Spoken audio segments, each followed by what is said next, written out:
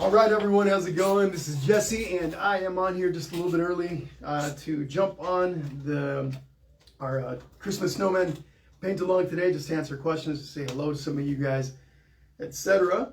Also, to get a little set up, sometimes it takes me a couple minutes to get my feed on my laptop. So give me just a moment. For those of you that are here a little early to join me, bear with me just one moment, and I will start saying hello to some of you guys. Whoops, let me lower my volume on this guy. There's always a little bit of feedback. Bear with me, guys, bear with me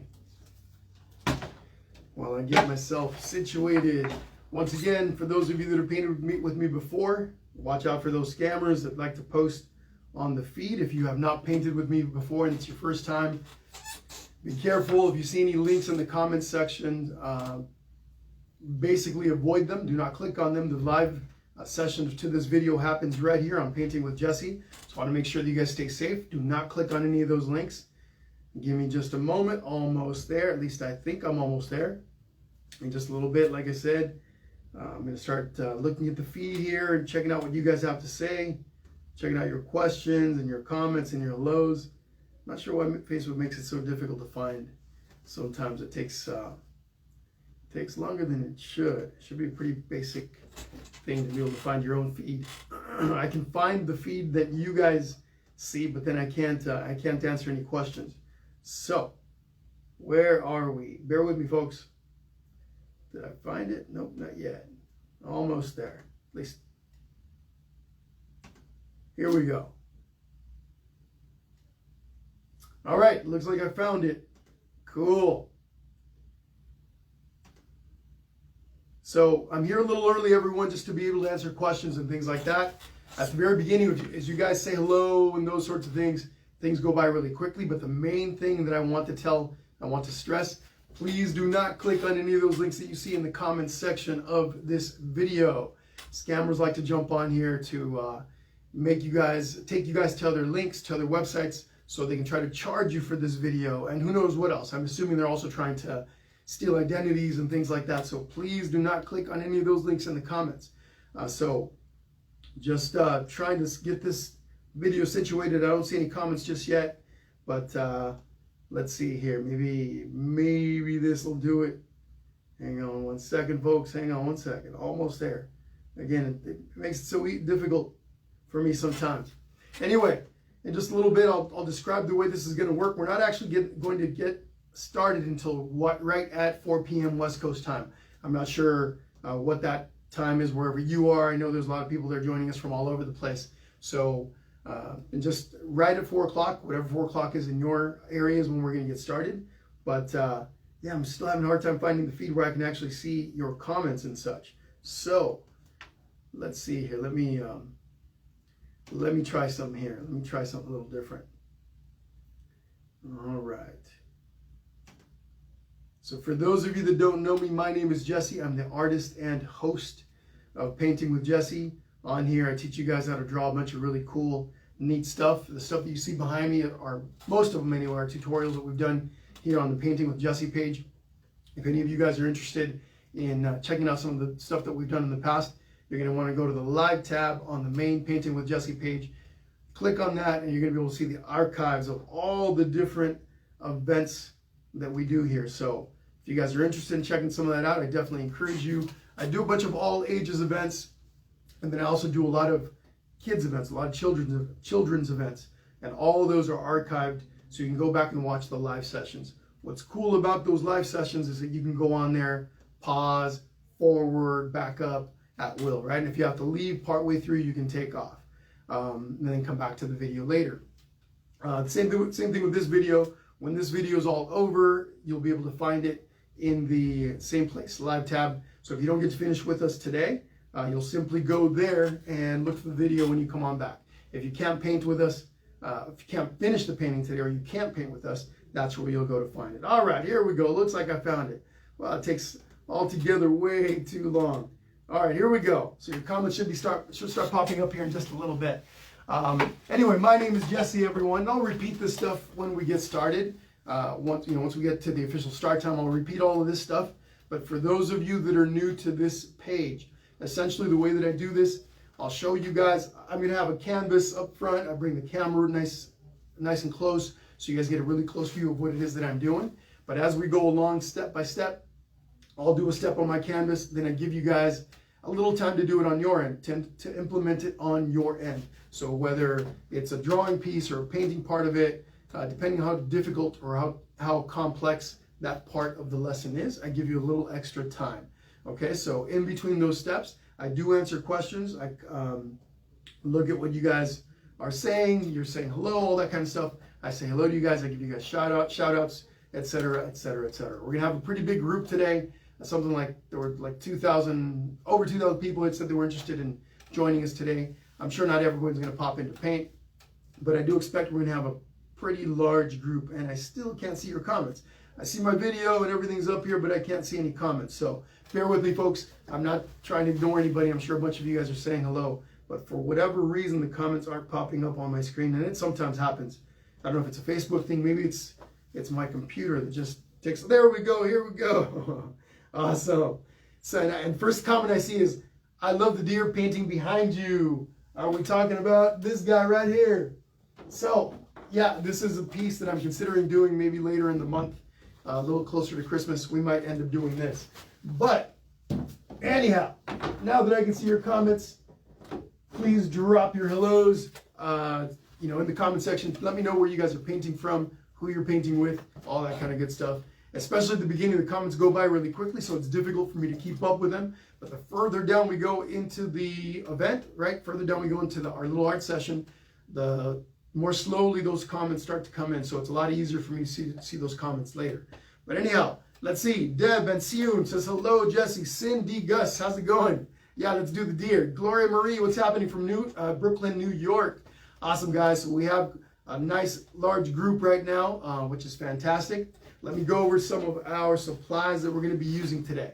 And again, if you miss any of this right now, I will repeat this right at the beginning of our session. So paper towels, pretty important. It gets messy when we paint. Not sure if you guys are painting. Maybe some of you guys are using some other type of medium like colored pencils, crayons, etc. But if you're painting, especially if you're using acrylic paints, I always like to have some paper towels, and I recommend you do too. Things can get a little messy, so those are good to have handy. Of course, since I'm painting, I have myself an assortment of brushes, just a few, nothing too crazy. I'll give you guys a close-up of these brushes right when we get started. I'll show you guys what they look like individually, but I do have my brushes sitting in a cup with some water in it. If you're new to acrylic painting, you don't want your paint to dry on your brushes because it can ruin them. It can be difficult to clean them up afterwards. So in between painting steps, you want your brushes sitting in water. Okay, so that's what this cup is for. I've got some water filled up to about halfway. So that's that. As far as the colors that I'm going to be using, I like to put my paint on a paper plate, and the colors, the basic colors that I'm going to be using, and you guys can customize the piece however you want. It's your painting, and I want you guys to be happy with it. The colors that I'm using are dark blue for the background. I've got some white for the snowman, of course. I've got some black for the hat, red for the scarf. I got some green for the mistletoe on the hat. I got a little bit of orange for the nose, and then I've got a little bit of brown for the arms. So once again, those colors are blue, green, red, orange, brown, black, and white. Like I said, I'll repeat this when we get started. But pretty basic. I'm going to be painting on a 16 by 20 inch canvas. Not sure what you guys are going to be using, but you guys can use whatever it is that you guys have, whether it's a paper, piece of all-purpose art paper, construction board, that kind of stuff. That's what you will be using. So, all right, let's check out those comments. Kathy Yeagle, good evening from Kathy in Montgomery, Pennsylvania. What's happening there, Kathy? How are you? Rachel Martin Kruger joining in from Wyoming. Fantastic. And I know a bunch of you guys are painting in groups, so that's pretty awesome. What I would like to ask for all of you guys, when you're all done with your painting, please send me a picture of your painting. Send me a picture of the group that you're with. If you're painting by yourself, hold your painting. Take a little selfie if you want. But I'd like to see your masterpieces. So if you guys could send me pictures of your art when you're all done, that would be fantastic. And ideally, if you guys could send it to me on the Painting with Jesse Messenger, right here on Facebook, send it right directly through the Messenger. That would be fantastic. Otherwise, what I do plan on doing is when we're all done with the session today, I'll put a post where I say something like, hey, if you painted with me, the snowman with me today, put your pictures here, and I'll have a collage of some of the pictures that I've already received. Okay, so again, if you can, I would appreciate you guys share your snowmen with me, your masterpieces, because I know I'm going to see a bunch of really cool stuff. I like to share those because everybody, a lot of people like to watch, like to see what other people create, right? So it's just a fun little thing to do, but that'll be fantastic. Jody Boardman from Michigan. That's all I caught was Michigan there towards the end. Let's see, Brady Wilson from Rockford, Illinois. How's it going, guys? So we got a really nice group. Feel free to interact in the comments section. Again, I haven't seen any yet, but again, for those of you that are new to the page, if you guys have been painting with me for any of my previous sessions, you guys already know I always talk about this. Please beware of any scammers that put links in the comment sections of this feed. Do not click on them. We try to delete them as quickly as they pop up, but sometimes we do miss them. What they do is they'll put a link up for you guys to click on.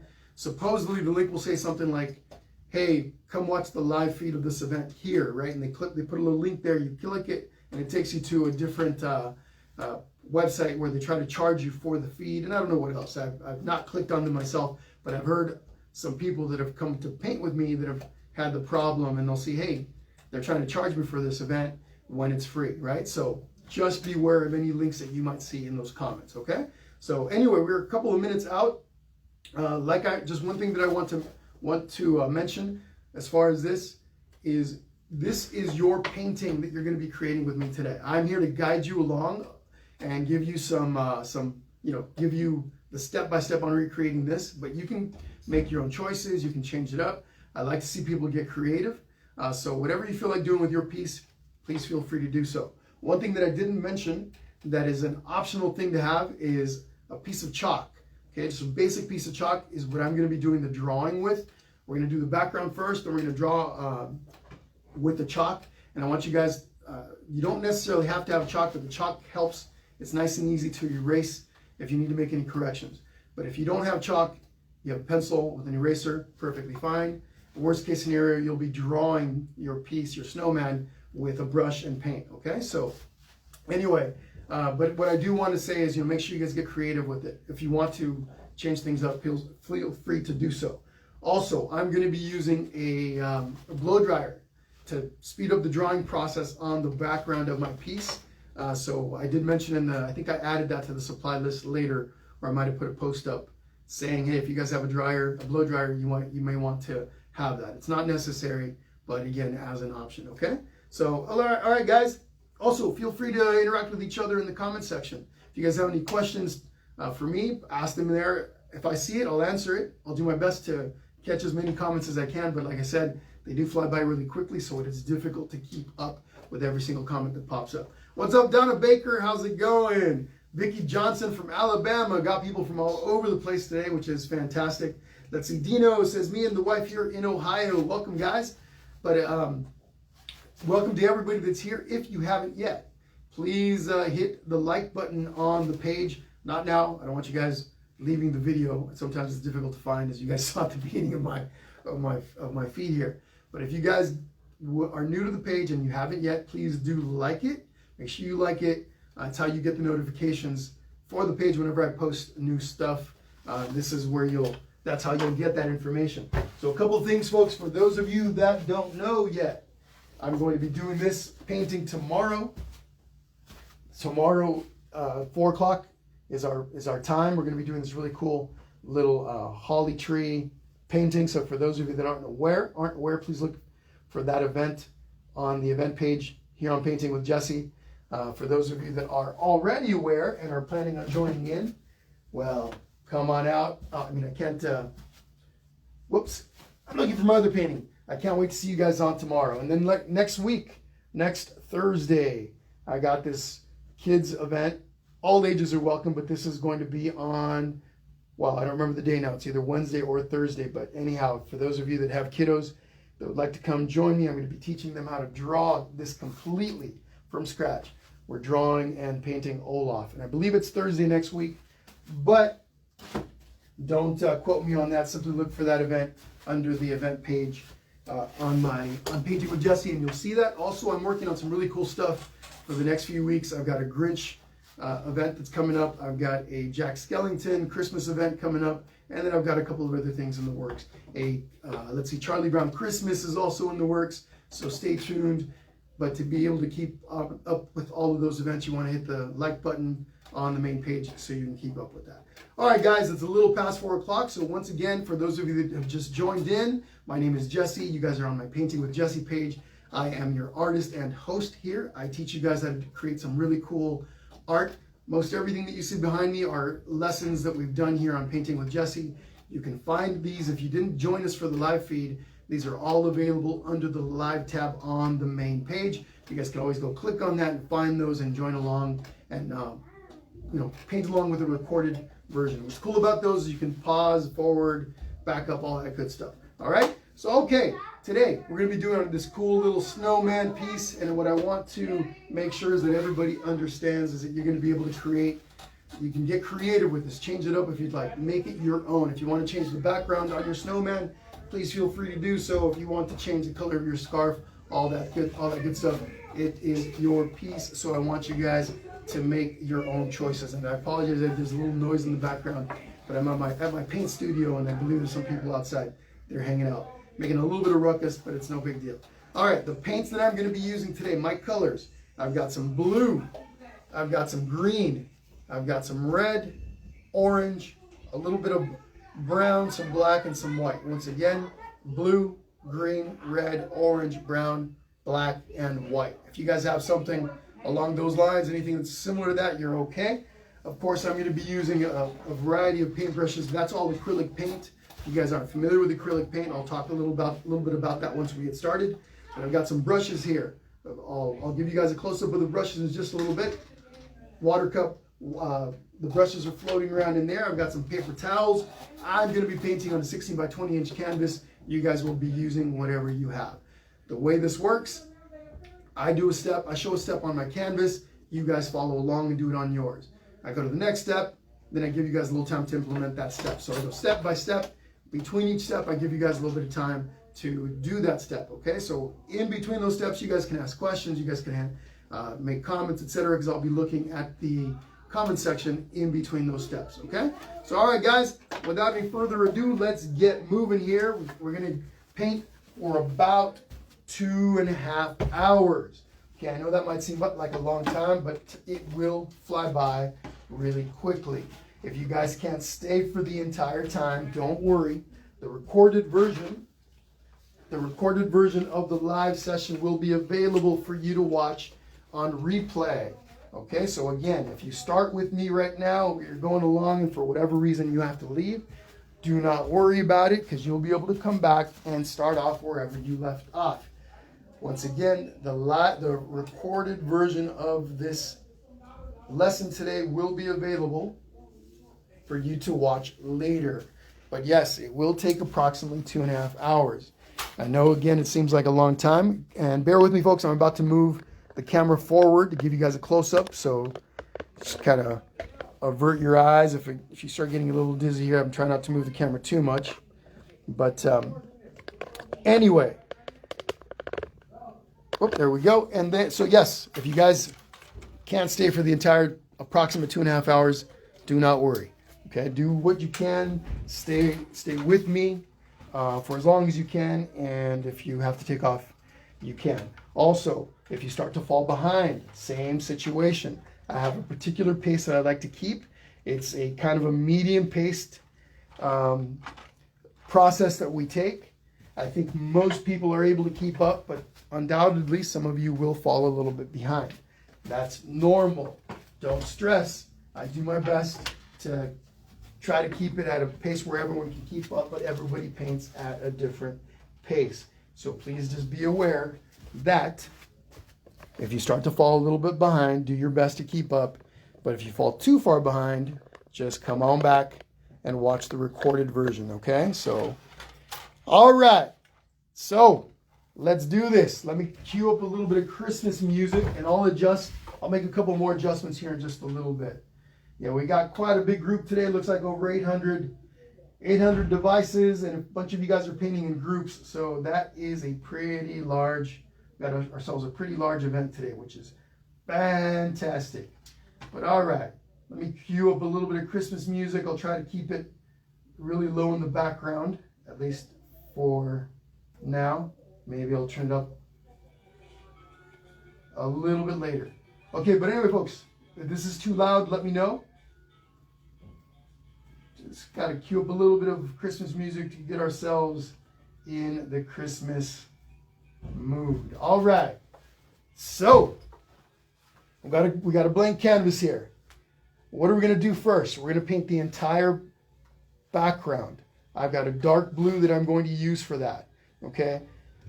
Once we've got the background in place, I will come in here and use my blow dryer to speed up the drying process. That is not necessary, but it will help you speed up that process. We'll talk about that a little bit more once we get to that point. But the first thing we're going to do is we're going to paint that background. And what I'm going to do is I've got a really large, well, not really large, but large in comparison to the canvas. It's a 2-inch flat brush that I use to paint in my backgrounds when I've got large canvases. So I got this 2-inch synthetic bristle brush, okay, that I use for my backgrounds. And what I'm going to do is once I get my paint, I'm going to be painting with long vertical strokes. You can go horizontal if you'd like. But I've got this dark blue and a light blue here on my plate. I'm just going to mix those two together. Whatever blue you've got is going to work for this, so don't stress too much. And I'm sure some of you guys maybe are even going to be changing up your background color, right? So maybe some of you guys are doing a light blue, or who knows, green, white, who knows, but those choices are all up to you. I'm going to take some of this blue right here. I'm just going to grab my brush, grab quite a bit of both of these blues, and I'm going to bring this over to my plate. Right in here, I just mix the two together. My paint is a little bit thick. This acrylic paint that I use is a little on the thick side, so I'm going to take my brush, I'm going to dip it into my water cup. Okay, so what I do is this, I'll dip it into the water cup, I'll bring over a few drops of that water, let that land right over the paint, and then I mix that water into the paint really, really well. I don't want any runny or drippy paint, so I want to make sure that that water gets blended into that paint really nicely. Okay, sometimes it takes a little bit to get it to that point. What I like to do is once I think I know I've got it where all the water is blended in, I'll hold up the plate. I'll do this. If I see any water running down the side of the plate, I know that it's not fully blended, and then mix some more. Okay, but here we go. Got my color, long vertical strokes, top to bottom, all the way across. Left to right, right to left, doesn't really matter. Whichever direction you start, whichever side you start on, whichever direction you go, doesn't really matter. But what I do recommend is be consistent with your brush strokes. So you can go, if you're using horizontal strokes, you want to use horizontal strokes all the way up. If you're using vertical strokes, you want to use vertical strokes all the way across. You can use little choppy brush strokes in different directions like this. That does create a really cool background. But if you want a really nice and smooth background, you'll do this. You want long vertical strokes or long horizontal strokes. And you just go from, all the way through. You can also do little short ones like this, but this isn't as smooth of a finish as doing a long, complete brush stroke all the way through. Okay?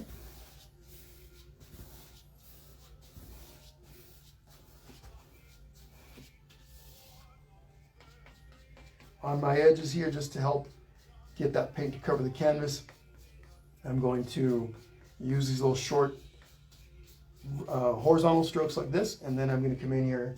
Now I can do this. Okay, I want to be consistent to create that really smooth background. I want to be consistent with the type of brush stroke that I'm using. So here we go. In a little bit, when I'm all done with this step, I'm going to look at the comment section, give you guys a little time to finish this. See if we have any questions, any hellos, that kind of stuff. Hope everyone is doing fantastic today. I know I am. Always enjoy doing these events with you guys.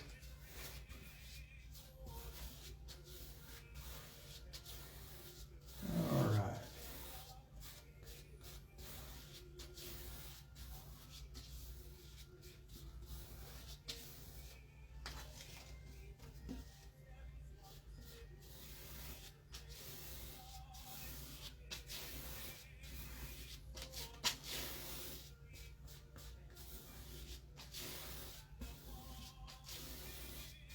If you're having any difficulty making that paint spread across your canvas, make sure you add a little bit of water to that mixture. Okay, it's the water that will help that paint flow more easily and spread onto the canvas. Okay, especially if you have really thick acrylic paint or whatever. Actually, obviously depends on if you're using acrylic paint. But if you are using this kind of paint like I am, a little bit of water will help you quite a bit. Not all acrylic paint is the same, right? Different brands have different consistencies. Some are thicker than others. Even colors, even within the same brand, you can have a variance in consistency within the colors of the paint. I tend to notice the darker the colors, typically the thicker the paint. The lighter the colors, then they're a little bit more, a little thinner, and they flow a little bit better. So what you do is whenever you do have some thick paint, you can add a little bit of that water and then it'll flow very nicely. What I am going to do, once I've got the front covered, I'm going to go ahead and take some more paint and I'm going to do the top edge.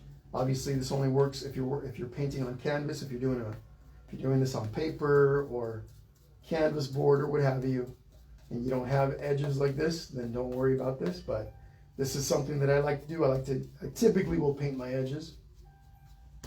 Some people don't. Some people like to leave their edges white. They just like that look. I like to cover these up. So because I've got a canvas that's sitting on an easel, I won't do the bottom edge, because if I do, when I put the canvas back onto the easel, if that paint is wet, it'll glue itself. So it'll glue itself to the easel. So what I'll do is I will leave that for the very, very last step. Once I've signed the piece, I'll flip it on its head and I'll come in here. I'll come, with some of this dark blue color and paint that bottom edge. Whoop, let me turn this over a little bit. Let me take it. Whoops. Almost lost that. Bear with me a second. All right. Are we? Nope. Almost. There we go. All right. Accidents happen, especially on these live sessions. So anyway, I'm just going through here, painting this edge, and then I will turn it back around. Let's take a look at you guys' comments here, questions, etc. So I'm going to give you guys a couple minutes, 2-3 minutes, to get your entire background colored in. Again, in between steps, I like to take my brush, I put it right into that cup, let that sit there so it doesn't dry out on me. So all right, guys, what do you guys got as far as questions? Here we go. So what's happening, guys? I'm looking at the comment section.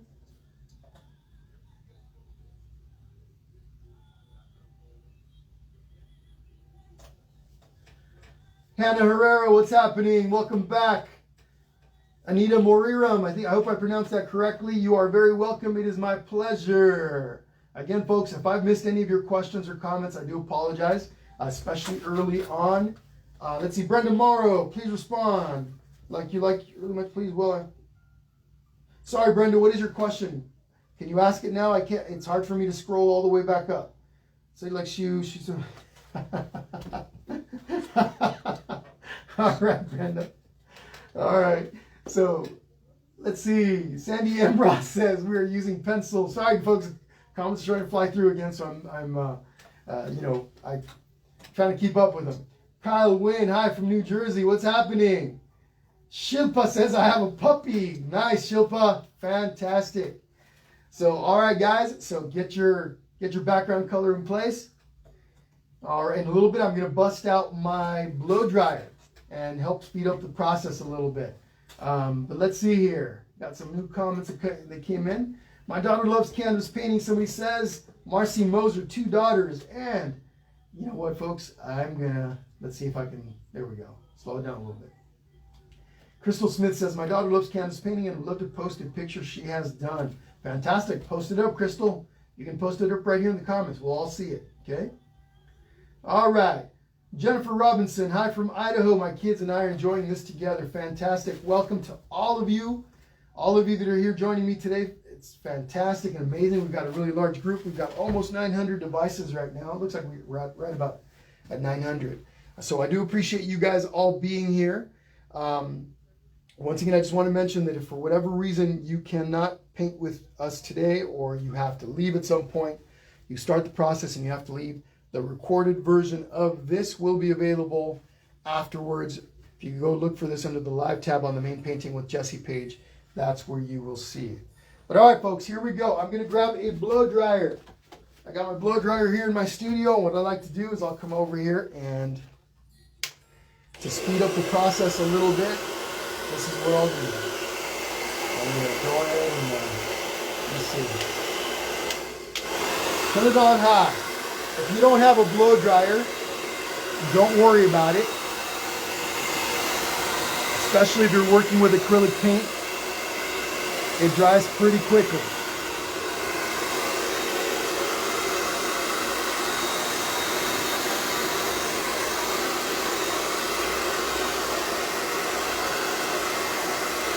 Delilah Patterson from Gadsden, Alabama. Hello to you.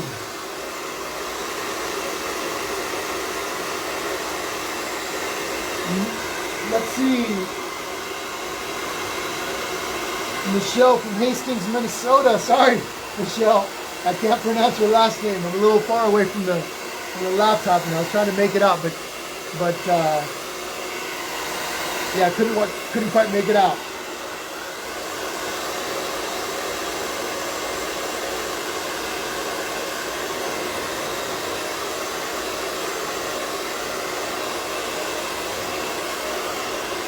Amy Neal says, hi from London, Ontario. My 3 girls and their nana are painting today. Hello and welcome to all of you.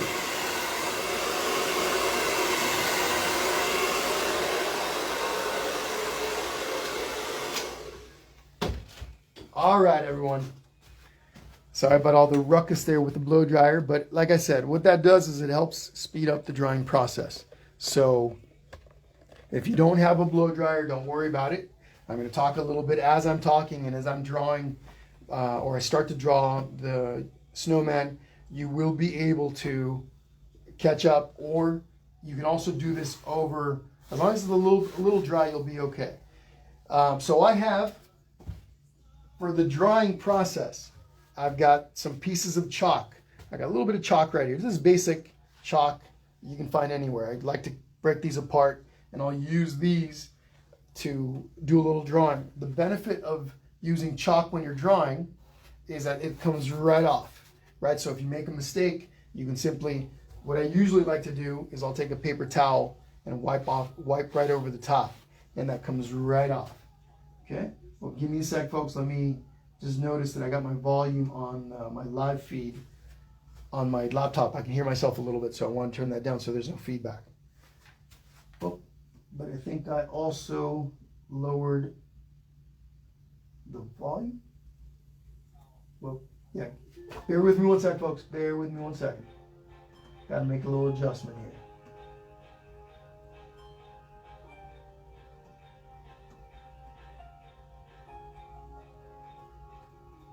All right, here we go. So what I'm going to do first is I'm going to take my piece of chalk and I'm going to draw. I'm actually going to start with the head. If you don't have chalk, you're going to be doing this with pencil, or you're going to be doing this with a brush and paint. Okay, so whatever you've got, that's what you're going to be using. Hopefully the majority of you have chalk, because it will make things a lot easier. Let me lower the volume on my music just a little bit. All right, here we go. So my snowman, I've got a 16 by 20 inch canvas. The head on my snowman is approximately not quite half the length. So if I was to go across, if I do this, I'm just doing a quick gauge of of the width of the head in comparison to the rest of the canvas, this is approximately a little bit less than halfway across. So if my canvas is a 16 by 20, it's 16 across, 20 height, so it's almost 8 inches wide. I'm only giving you that information as a reference. It's not super important, just to kind of give you an idea. Whatever size canvas you have, just kind of keep in mind, if you're trying to get the proportions similar to this, your painting, your snowman will be, the width of your snowman will almost be half as wide as the width of your canvas. So for example, something like this. So here's the middle part of my canvas. I'm going to come over just a little bit. Here's about the width of my snowman. I'm going to start with that head first. I'm going to come in here and I'm going to draw a nice little oval. Okay, ovalish shape. Okay. Even with my chalk, I'm going to do it in light at first. I'll take a little look at it, and then I can make little adjustments if I need to. Okay, I am drawing the top of the head. It's kind of smooth and a little bit straighter than the rest of the snowman, kind of like that, because I'm going to have a hat on top. Then from there, it comes down a little bit, curves over just a touch, comes under, and there we go.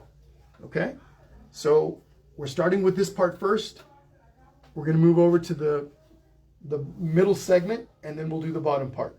Work on that for just a little bit. Take a look. Again, the width of my snowman's head is approximately a little bit less than half the thickness of my canvas. Yours can be whatever proportion you want. If you want yours to be a little bit narrower, a little bit wider, that's completely up to you. Okay, but our general shape is this right in there. All right, let's take a look at the comments.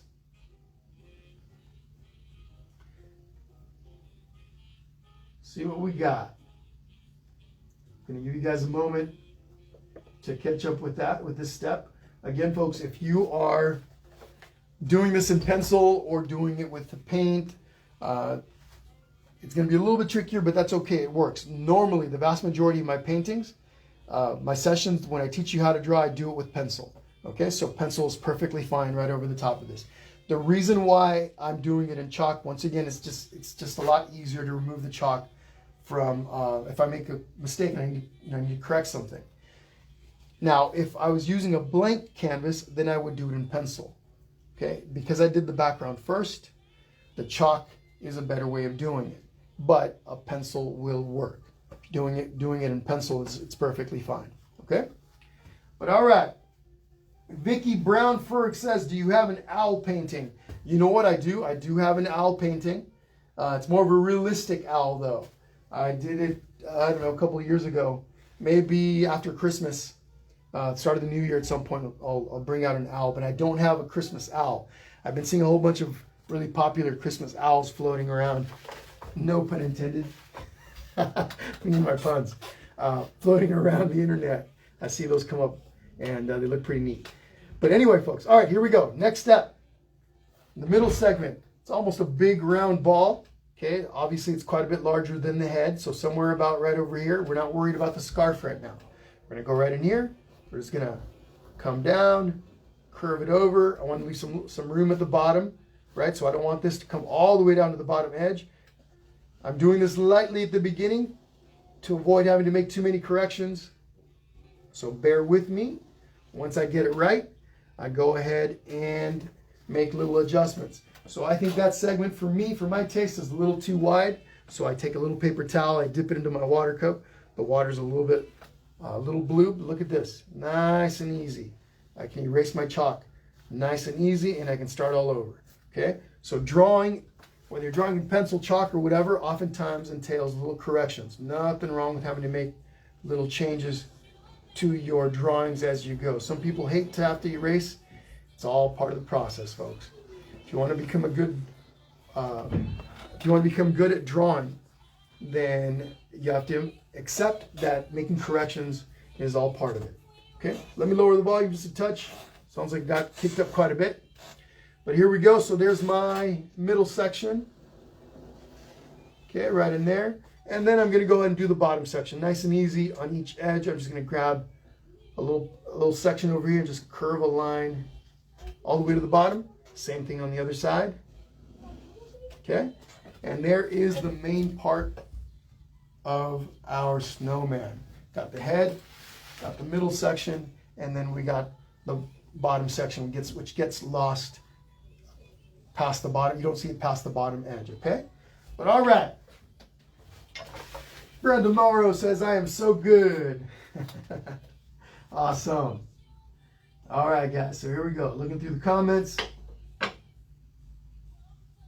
A penguin painting. Yeah, penguin would be cool. We should do a little penguin painting. Maybe I'll get a chance to put one in before the end of the month.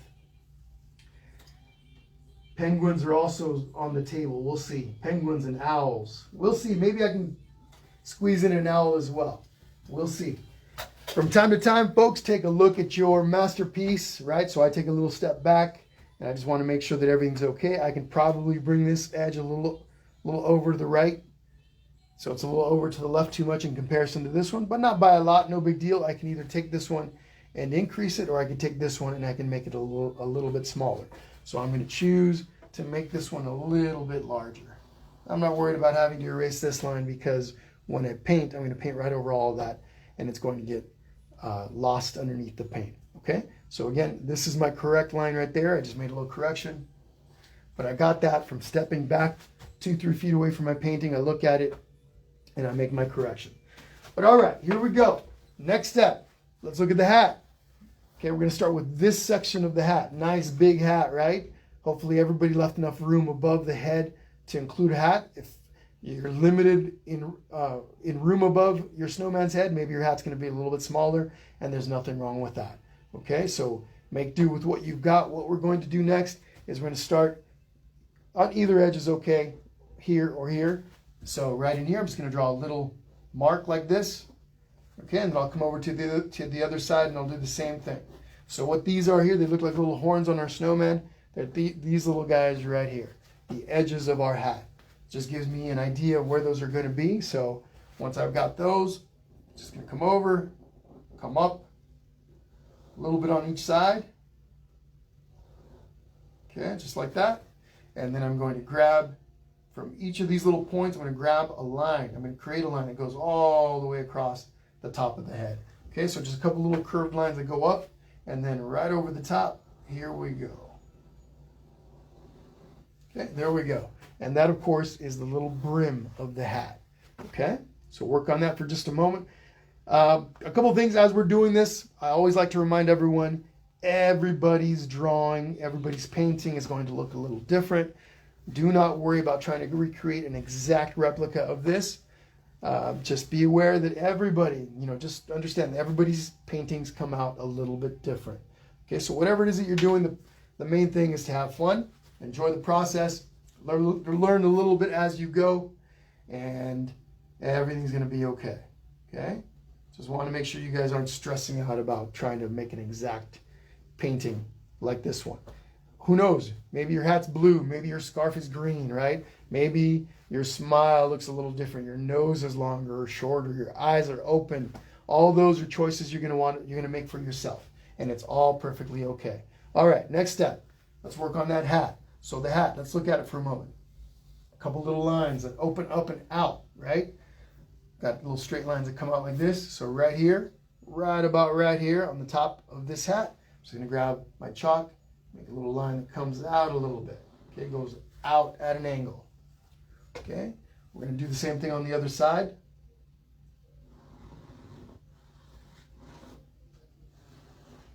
Okay, and then what are we going to do? We're going to connect the lines here at the top. Nice and easy. Again, if you have to erase any chalk marks, take a little paper, grab some water, wipe away. If you're working with pencil and you need to erase, no worries. Sometimes this works with pencil as well. It depends on the type of pencil that you're using. But typically a basic pencil lines will be erased with a little bit of water on your cloth, on a paper towel. Don't use a lot. Just a little bit, lightly go over your pencil lines and it will erase. Okay, otherwise you can also use the eraser on the end of your pencil. But all right, let's take a look at these comments. Who's joining me today? Susan Falconer Horn says, how did you know I always stress about my painting? I know it can be stressful. I get it. I totally understand. But, you know, try to relax. Main thing, if you're stressing, you know, as long as you're having fun, that's what's important. All right. So anyway, folks, just want to remind everyone, in case you didn't see this, I believe it's next Thursday, I'm going to be teaching you guys how to draw from scratch. Mr. Olaf. Okay. Next, it's at 3 o'clock West Coast time. So make sure you guys check, see what the equivalent for your time, what that is in your time zone. But I'm going to be teaching you guys how to draw and how to paint Mr. Olaf here. That's next Thursday. Tomorrow, 4 p.m. West Coast time, I'm going to be teaching this one here. We're drawing and painting from scratch. So for those of you that aren't aware, go look at the events under my event page or event tab on Painting with Jesse and join in. Okay, join in with us. Again, for those of you that aren't aware, and there's also some other really cool stuff coming up, so just keep your eyes peeled. All right, folks, so here we go. I got my hat. Next thing that I'm going to do is I'm going to go ahead and do the little red area where the band is on top, the little red section right in here. Go all the way across. Okay? So that one's nice and easy. What's happening, Nancy from Wisconsin? Let's see. Rebecca Brito says, not painting it tonight, but I'm definitely taking notes on how to draw. Fantastic. Rachel Kowalski says, my snowman has big hips. I think it's a snow woman. Absolutely. If yours is a snow woman, that's perfectly fine. All right. Let's talk about the scarf. We're going to go ahead and draw it in right over here between these two little sections. So eventually we're going to erase these lines in here. Okay. But right here, between these two segments, we have a nice little curved line. Goes like this. Okay? About like that. See that? I made that a little too large, I think. So I'm just going to make a little correction. See how easy that is when we work with chalk. Okay? This right here is that part right in there. Okay? So take a moment with that. What's happening? Patty Snell from Seattle, Washington. Kathy Medlock-Kratz says, just dropped in, painting now. Fantastic. Lydia Rodriguez, what's happening, Lydia? CV High School Migrant Leaders Club. Awesome, Lydia. Welcome to your group. Hope you guys are having a fantastic time. Hope it's working out with the Zoom session. And don't forget to send me pictures, okay? Hi from Stella and Hoppy in Reno. What's up, guys? What's happening? All right, guys, here we go. Next step. So we're going to draw the bottom part of the scarf. What I want you guys to notice is this, is that it gets a little narrower. The scarf gets narrower from the left side. It's nice and wide and slowly narrows in a bit. Okay, so we're going to make that. We're going to make that, make our lines narrow in just a little bit. Okay, so there we go. We're going to create that effect with our two lines. So line at the bottom comes in, curves in, and here the line at the top comes in, curves in a little bit. Okay, to keep things, actually I'm not going to do any erasing just yet. Let me go ahead and not darken, but make this line stand out a little bit more so it's easier for you guys to see it. There we go. Bottom. There we go. All right. So top line of our scarf, bottom line of the scarf, we got a nice little knot right here. All this is pretty much it's a circle. Okay, so from right in here, we're going to go like this.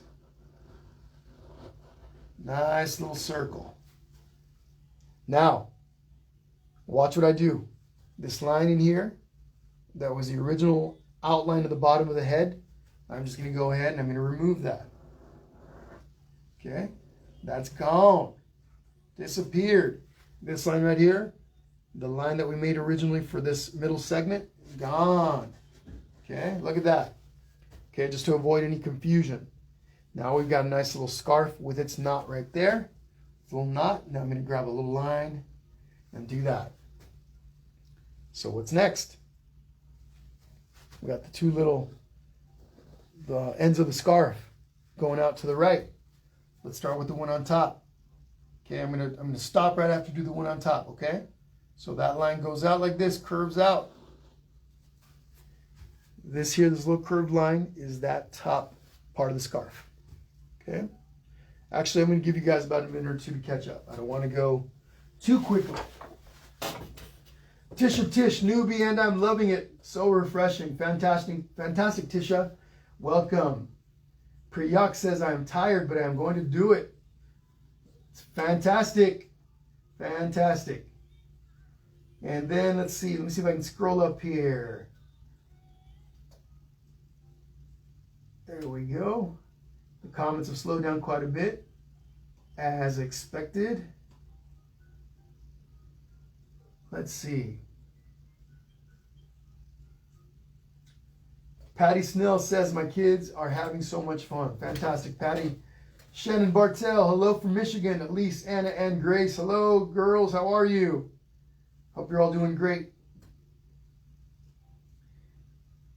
Is that glitter on the snowman scarf and hat, says Rebecca Gritto. Yes, it is. It sure is. This is glitter right in there. Okay, here we go, guys. Next step. Okay, so we're going to take the scarf. Now we're going to draw a little line back right in there. That's that little point. Okay, we've got another point. So this is this part of the scarf right in there. Comes back, over, and back in to the little knot. Okay, I'm going to go and erase this line in here. Okay, now we're going to do another one here at the bottom. The line that comes out, comes up, and then back. Okay, just like that.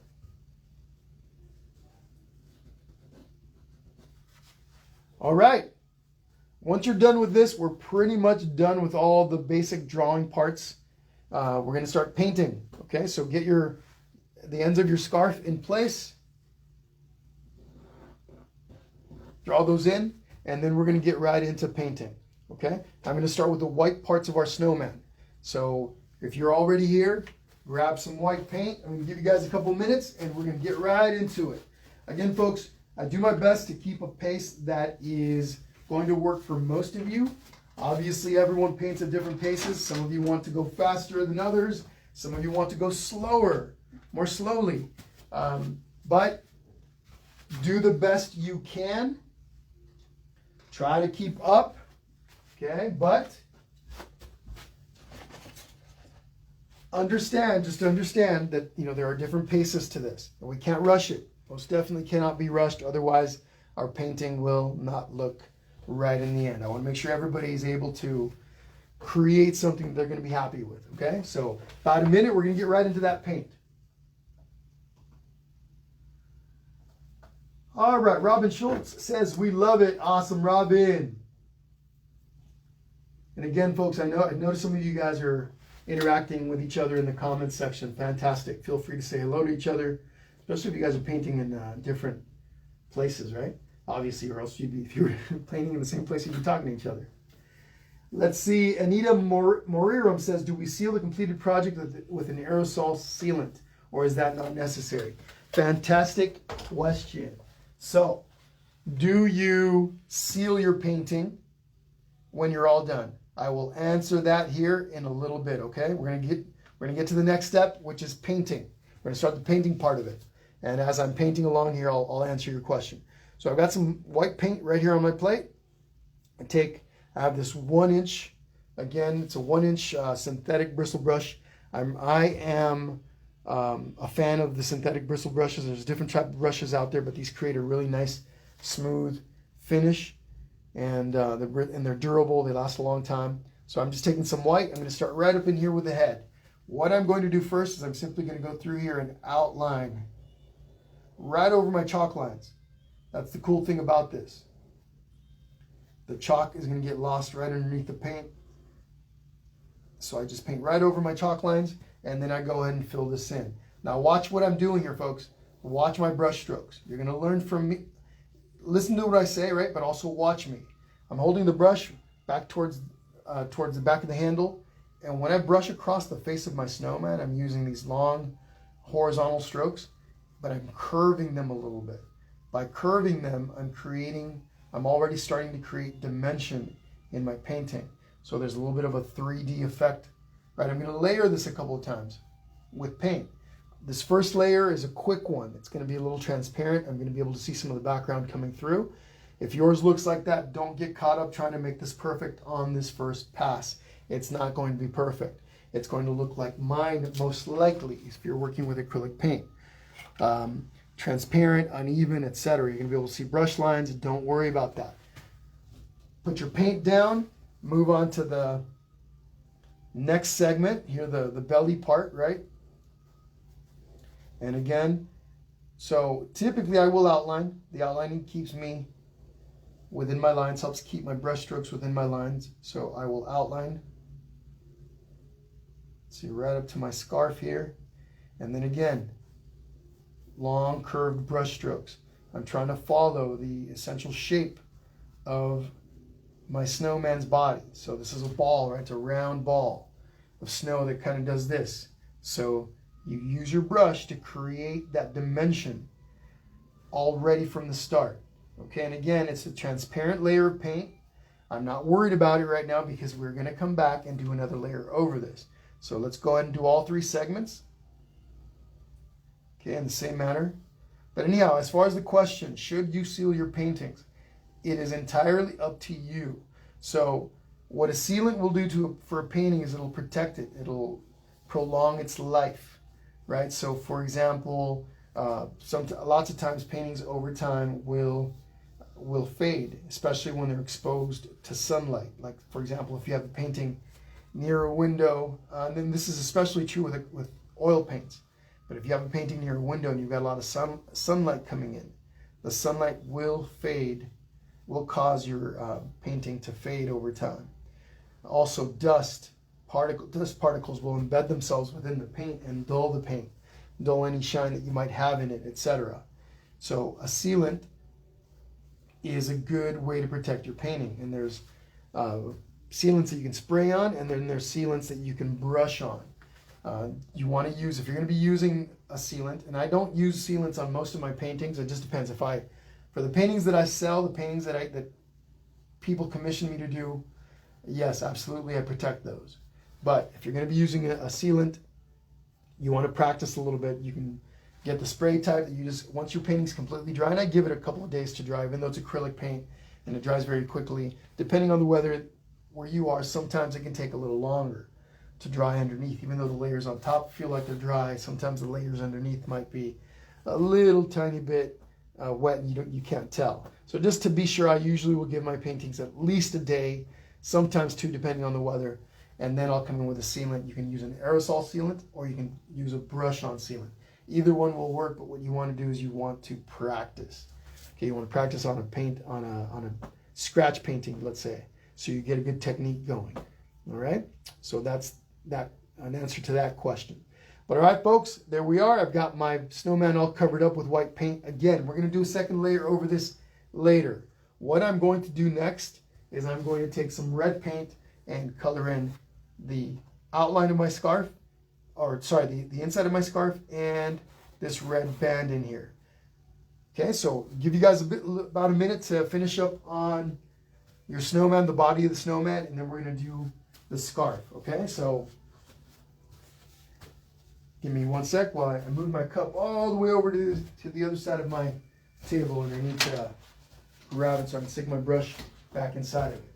Again, don't forget, if you're using acrylic paint and you're new to it, you want to have a cup or something with water in it where you can let your paints sit inside of that, okay? But all right, everyone, just want to take a quick moment to thank you guys, all of you guys that are here. Just want to do a little toast with my water here. Cheers to all of you for being with me here today and enjoying a little bit of art. Hope you guys create some really awesome snowmen, and then don't forget to send me pictures. But cheers to all of you. Salud!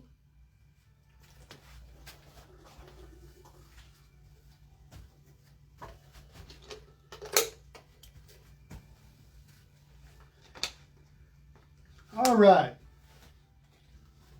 So anyhow, here we go. Next step. So for this next step, I'm going to be using the same brush that I just used. Just going to grab my brush and I'm going to swirl it around inside my water cup. Clean it up a little bit. Okay, I want to clean that, remove as much of the white paint as possible. My paint is a little bit tinted blue. Sorry, the water that's in my cup is tinted blue because I stuck that paint, the brush that I used on the background. So it's has a little bit of a blue tint to it, no big deal. Just taking the brush and I'm cleaning it up. Once I've dipped it into the water cup, swirled it around, I just bring that brush over, clean it up a little bit. Now, I'm gonna take a little bit of red paint. Don't worry, folks, if you're falling behind, right after I do the scarf and after I do this, the hat, the red part of the hat, I'm gonna take at least 2-3 minutes to give you a little chance to catch up. Okay, so again, I just come in here and I do my outlining first. I'm using my 1-inch brush. I can use a smaller brush for this step. Okay, so there's my outline. Now I'm going to come in. And again, what am I doing? I'm painting in the direction of my scarf, creating a little bit of dimension by curving it. Okay, I'm not using the same brush stroke all the way through. I'm curving it. Okay, even though this is the first layer, I'm going to come back and layer it some more in a little while once this first layer dries. I want to start brushing in the direction of the scarf. Okay, here with a little knot, my brush stroke is downwards, slightly curved and downwards. Okay? Okay, just like that. Over here, what am I doing? Same thing. Brushing in the direction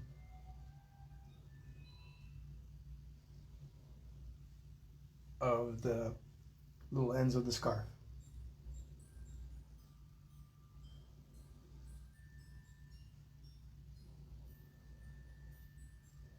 Nice and easy.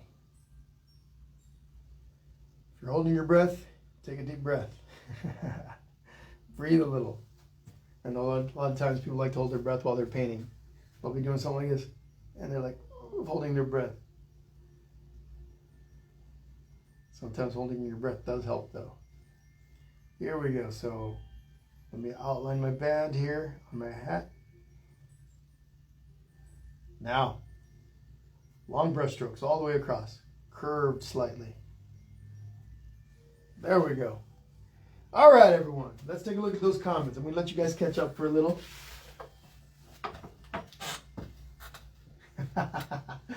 Audrey Sanchez, my 6-year-old daughter, Catherine Talia, says, salud to you. Awesome. All right, let's see. What else we got? Joanna Urovic says, first time here, and I love this. Awesome, Joanna. Welcome. Andy Bailey, cheers.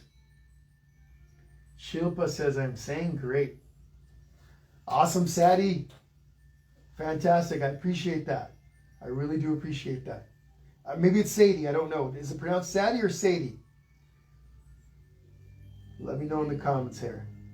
Definitely art is therapy. Art is therapy. I always tell people that. Art is therapy. Even if you feel like you're not good at it, do it anyway.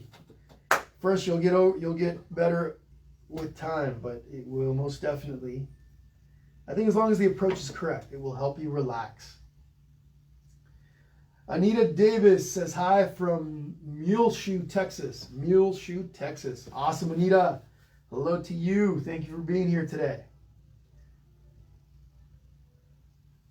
All right, guys. So, again, from time to time, take a little step back, look at your painting, make sure you're not missing anything. This is actually flowing pretty nicely today. Maybe we won't be painting for 2.5 hours. We'll see. We'll see. No promises, though. It sometimes sneaks up on me, and all of a sudden it's like, whoa, where'd the time go? But just take a little step back, make sure you've got everything. If you're a little bit behind, do your best to catch up, especially on the first layer of paint. The first layer of paint is always going to look a little bit see-through, a little transparent. Again, when you're working with acrylic paint. Okay, so there's a close-up of mine. Don't stress about that. We layer acrylic paint. It's the layering process that creates a really nice painting. Okay, if you're in a rush, if you're in a hurry, obviously that's not going to work out quite as well. But in order to create a really nice painting something similar to this, it takes a few little layers, okay?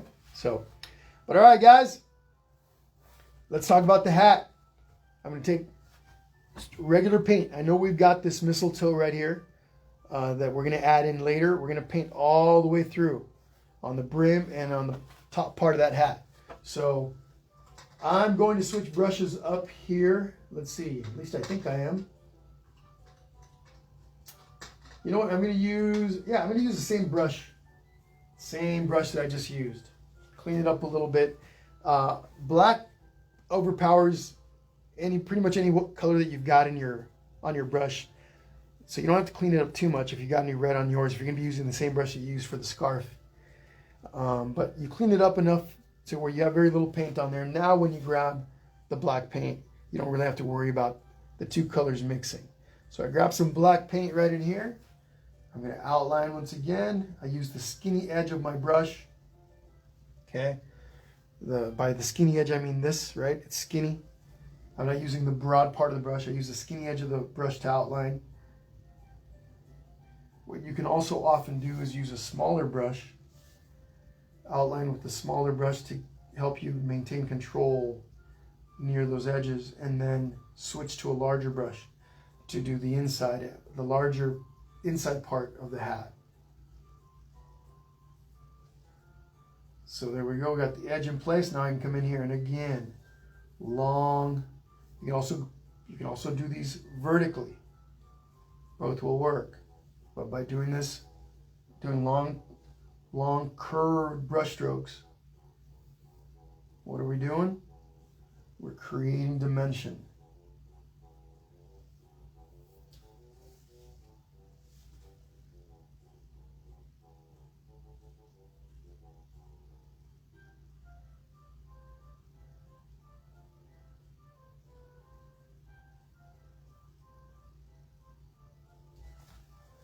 Just like that.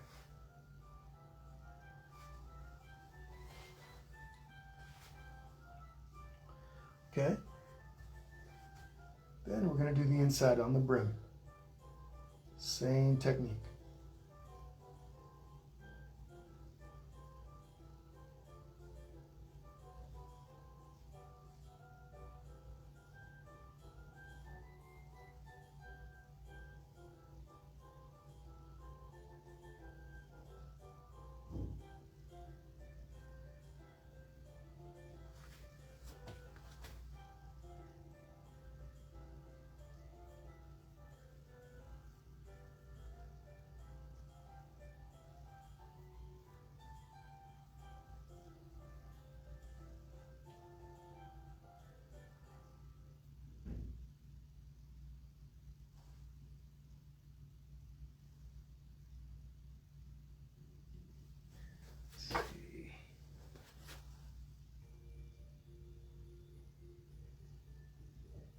So a couple things, folks, on your painting. See here, I'm not sure if you can notice here, and I'll try to show you guys a close-up. Here on the hat, on the very edge, I can still see some of the original chalk kind of left over. Right, I can see it peeking out over the edge. I'm not too worried about that. If I wanted to, I could take some paint and paint right over the top of that. It shows a little bit, right? Again, it shows the chalk shows right in here as well on the edges of the chalk, just kind of peek out around the edges. I'm not worried about that. I can come in here and cover those if I want with paint, or when the painting is completely dry, I can take a little paper towel and just right over the top of that, and that chalk will disappear. Okay, either option is okay. Again, I can choose to paint over the top of that, and I can do that later when I come back to do another layer, for example, another layer on the hat or another layer over the scarf. I can paint right over that and make that disappear, or I can wait till the painting dries and just take a paper towel and go right over the top of that. So if you see any of that on your painting, either option will be okay. All right, our hat's colored in. Take a moment to work on that. Let's take a look at those comments.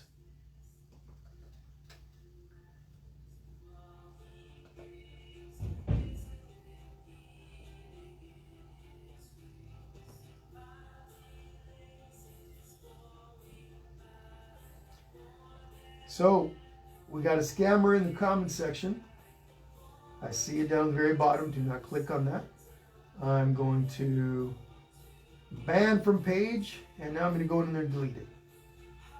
See if I can delete it. There we go.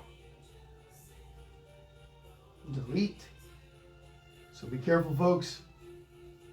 Again, any comments, any links in the comments, stay away from them. Links that are trying to take you somewhere else. I just deleted one that I saw, so, okay? All right, let's see. Melissa Nicole Arena says, let's see, whoops, went by really quickly here.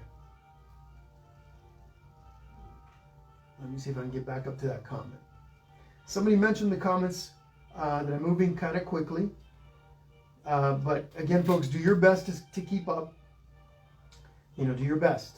I will slow it down just a tad, especially here on these little steps that we got coming up. But I can't go too slowly, okay? I also can't go too fast. So do your best. Do your best. Don't stress.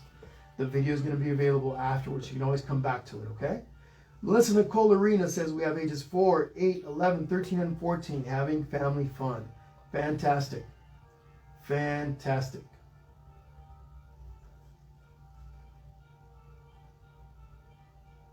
Carly from Pennsylvania, how's it going? How are you?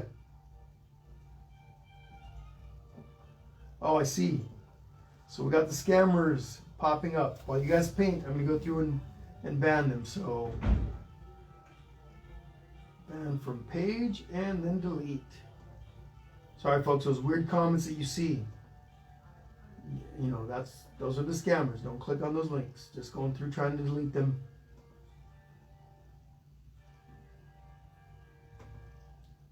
And delete. Gives you guys a little time to catch up while I'm going through deleting these comments.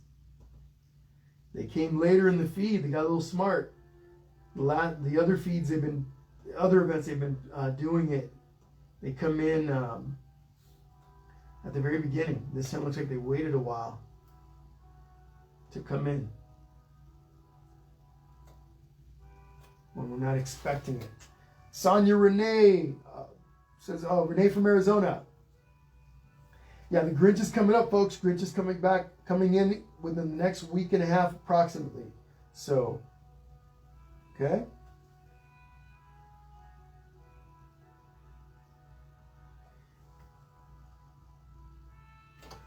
All right, let's look at our piece here. Let's look at our little painting. So check this out, folks. Let me kind of show you part of the process. Again, especially if you're newer to acrylic painting. So as I was working on the hat and the scarf, the stuff that I did early on, all dried. So the face is all dried. The body of the snowman essentially is dry. Okay, and that's kind of the process that we use. We move around, we do a layer on each part, and then we come back. Now when we do a second layer here, the snowman's going to get a lot brighter, a lot whiter, and the color's going to get a lot more even. Okay, so that's the next step. I'm going to take my brush, my 1-inch brush. So this one has a lot of black paint on it. So I don't mix my paint. I want to clean that up really well. Okay, so let's do that right now. Clean up our brush really nicely.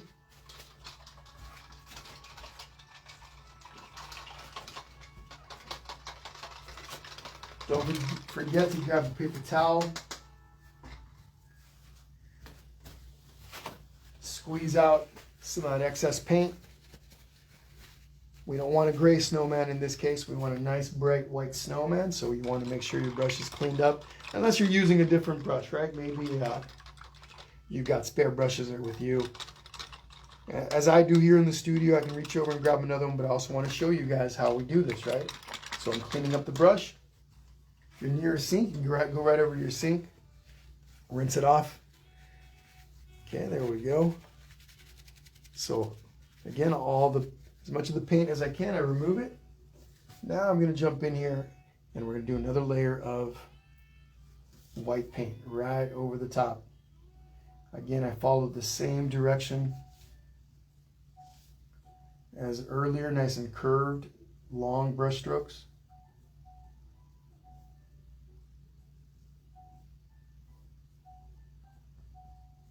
So how's the pace, everyone? Let me know. Give me your opinions in the comments. Going too quickly, going too slow, just right. And I know I'm going to get probably a variety of answers, but I just want to know what you guys think. Am I going too quickly? Maybe the pace is just right. Either way, let me know. I'm curious. I usually have a really good gauge of the pace, and this one, maybe it's a little hard for me to tell. So, but anyway, here's our second layer of paint. As you guys can see, the snowman's face is really bright now. Maybe a third layer will help.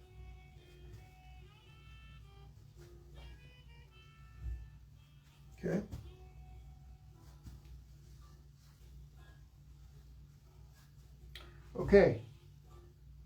Okay, fantastic. So it looks like most people are saying the pace is good. I did see some different opinions, and that's okay, folks. Don't stress, right? Again, I'm just curious. Okay, some people are saying a little fast. Some people are saying good pace. I've seen maybe a couple people say slow on easy parts. So so the consensus looks like it's either I'm going at a good pace or a little fast. So. All right, I'll try to modify just a little bit. But again, folks, if I'm going too fast for you, just, again, we don't want to paint for hours and hours, right? So if you happen to fall too far behind, just try to keep up. Do your best to keep up. If you see me, I'm doing quick brush strokes, try to match my brush strokes, right? Especially on the first layers, the brush strokes are quick. There's no perfect. There's no trying to be perfect with those first layers. You just want to put them on the canvas and move on. Put paint on the canvas and move on to the next step. The second and third layers, if we get to a third layer, not sure that we'll need it, those where you want to be a little more perfect with everything. So if you're trying to be perfect early on, that's going to cause you to slow down quite a bit. And there's really no need for it, simply because you're going to be painting over everything that you've done so far, right? Hope that makes sense. So you basically the first layer is just for shape, for proportion, and for covering, the main parts of your snowman. But it's the second and third layers where the magic starts to happen. And that's really where you want to be a little bit more meticulous in the process. Just don't get too caught up on the early stages, because like I said, you're going to be covering most of that stuff up anyway. But do your best. Just do your best. Have fun with it. All right. So I'm on the third layer here. And again, don't forget, make sure you're using curved brush strokes.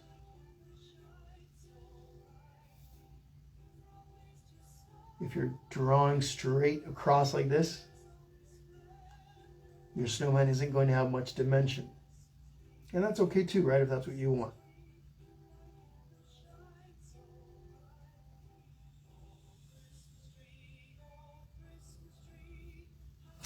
All right. Work on that for a couple of minutes and then we move on, okay? Second layer, curved long brush strokes, and you're good to go.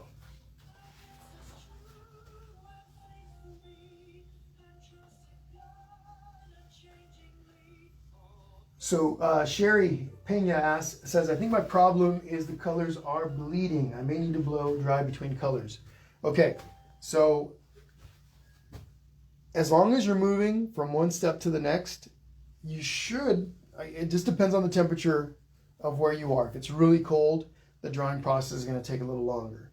But as you're going across, I did one segment, right? So just to kind of outline what I did to start. When I started to paint, I started with this, the head first, then I moved to the middle part, and then I went to this one. As I move on to the next steps in the painting, the first steps are drying. Okay, but you don't want to get caught up on one step trying to kind of sit there and make everything super perfect on the first layers, because it's not going to work out. You're not going to get a perfect layer.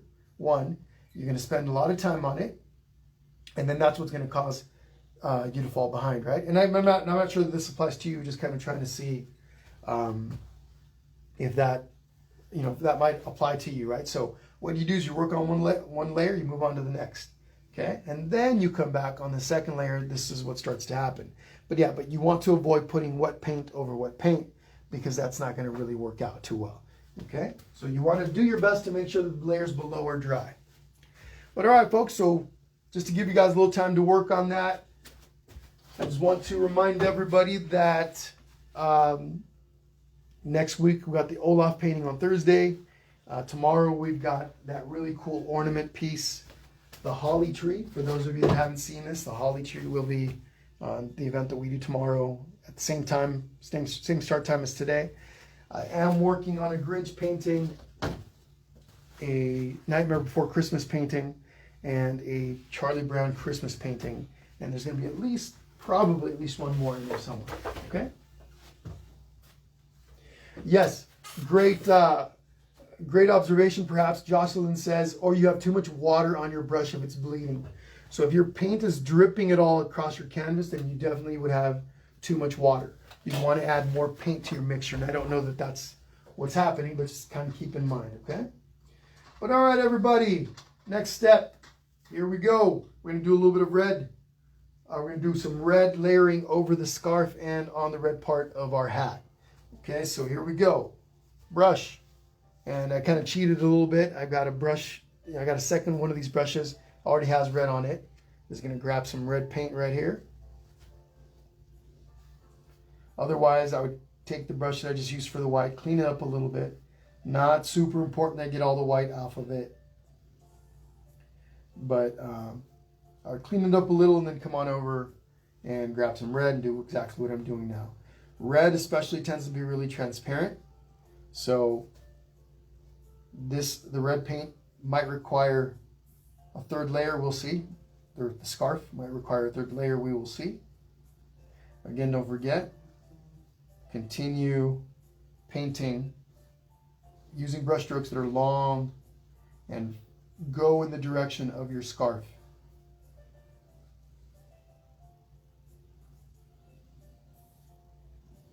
For those of you that are interested and are able to, I have a virtual tip jar. The information to that tip jar is in the description of this video. You don't have to go over there now. Stay with me. Don't run away. Unless you can see it right there, you can see the information. But if you're able to contribute to the page, it helps. Helps me keep doing these. For those of you that are able to, I have a Venmo, I have a PayPal, I have a Zelle. So if you'd like to contribute, help support, you can use that information. Here it is. Also, I have it on this handy little canvas here. Look at that fantastic artwork. But anyhow, I do have a Venmo at Painting with Jesse, PayPal, paypal.me/Painting with Jesse. On either one of these, if you were to use these, you would see a picture of me, and you would know that's the correct account because it has a picture of me holding a canvas or something like that. Okay, and of course, Zelle is just a phone number, 951-217-2237. On Venmo, I believe sometimes they ask you to verify the last 4 digits of the phone number, so 2237. Okay, again, for those of you that can and are able, that would be fantastic. That information is there. You can also find it in the description of the video. When you're all done, you can go look at that. Okay, but all right. So, whoops, look at that. All right, check this out, everyone. Take a look. Sometimes this will happen. I grabbed some black. I pushed the tip into my black by accident. I came over and I brushed a little bit of black paint on the hat. So I'm going to remove that. Pretty easy to do, especially when the paint is fresh. I just grab a paper towel. I can come over here and just brush right over the top of that.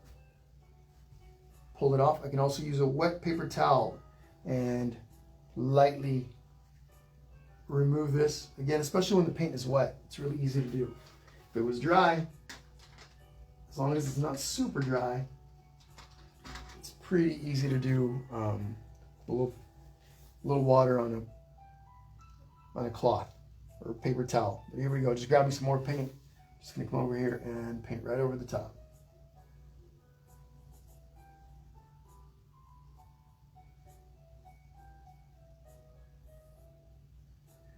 There we go.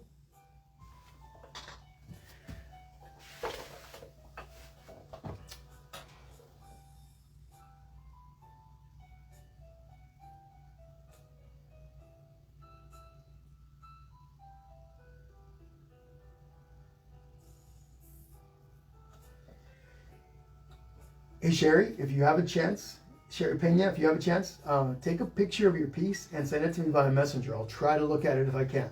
Okay, in between steps, maybe I can give you some pointers. Sometimes I can tell what the paint looks like, right?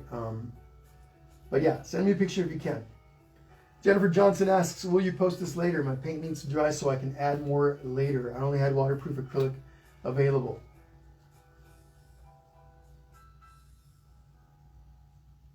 So again, folks, if any of you want to watch the recorded session of this, you're just going to go over to the live tab on the main Painting with Jesse page. Okay, pretty basic. Click on that live tab and you see all the previous videos, including this one. But after this is over, somebody's asking me in the comments, hey Jesse, how long have you been painting for? I've been painting approximately, let's see, if I had to put a number to it, off and on for about 15 years, I would say. First 5-6 years or so, it was just sporadic from time to time. I would pick up, I started with oil paints, as a matter of fact.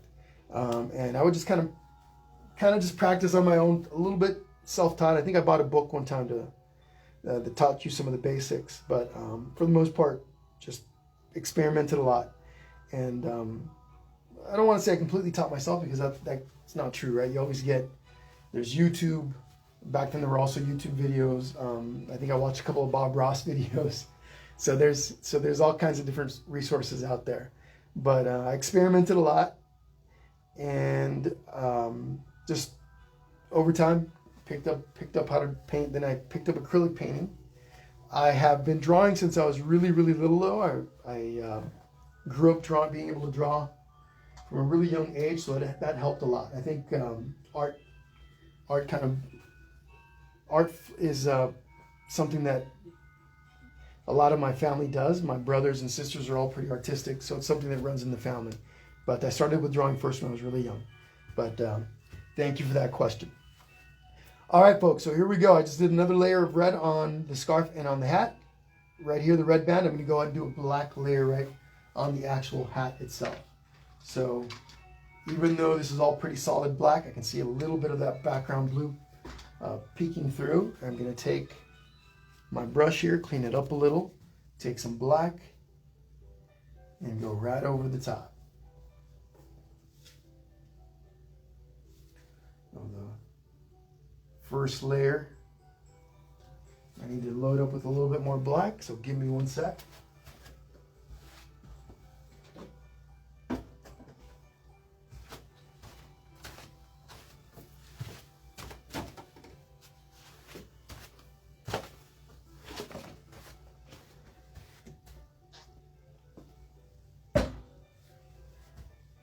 Lots of practice, folks. The more you do it, the better you get, just like with anything else, right? And everybody starts from a different point. Everybody starts from a different skill level. But I think it's anytime you're first learning something, it can be frustrating. I think I've been teaching how to paint for about 4 years now, approximately. And the biggest thing that I've found is that the more you relax with it, generally speaking, first off, the more fun you have. But secondly, you end up with something that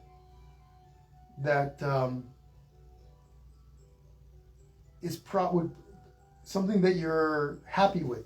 More likely to come out with something that you're happy with. Relaxing is a part of the creating process, I think, and it helps. Now, it doesn't mean that everybody that relaxes is going to create something really nice, or that anybody that isn't relaxed is not going to. It's just I found it helps to relax a bit. All right, so there's that layer over the top part of the hat. Now I'm going to come in here and do the brim. And even though the hat, this is a pretty even layer that we're doing, what we want to do is, again, paint in the direction of the flow you want. So the brush, the hat is curved like this. So I take my brush and I paint in that direction. That will make a difference. If you sit here and paint, you can also do this vertically like this, but curved. As you're brushing downwards, you're going across like this, curving it. If you were just to kind of go in there and make brush lines in different directions or brush strokes in different directions, it does have a different effect. Okay, it doesn't look quite as smooth, quite as clean, and won't have as much dimension. All right. There's a second layer on that hat. I'm not going to be doing any more black, adding any more black to the hat. That second layer will do it. I will add another layer, a third layer of red to the scarf and this part of the hat once it's all dry there. I will also be adding a third layer to the body of the snowman. I can still see a little bit of my blue coming through, just a little bit. That's going to be rather quick. And then we're going to move into adding details to the face, adding the buttons, maybe putting in the arms. It just depends on where we are on the scarf. Okay? But all right. So take about a minute or two to catch up right there on that step.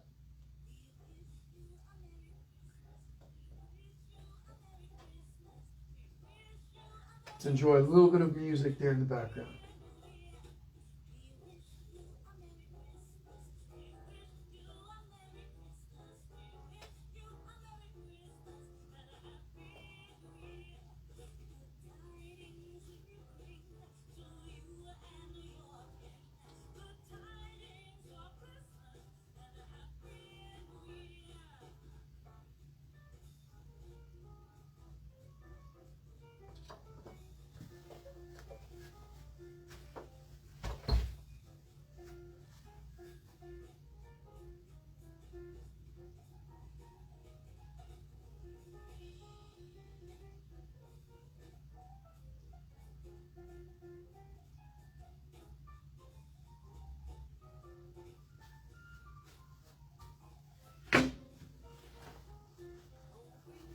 All right, guys.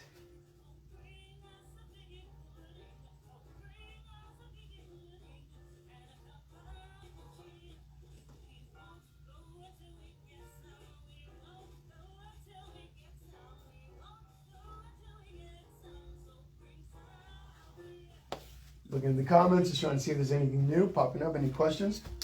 Elizabeth Alberto Celis says, thank you for our painting class from Henry, Conrad, Joaquin, and Mia. You guys are very welcome. It is my pleasure. Jocelyn, let's see. Whoops, I think I missed that comment. Let me back it up a little bit.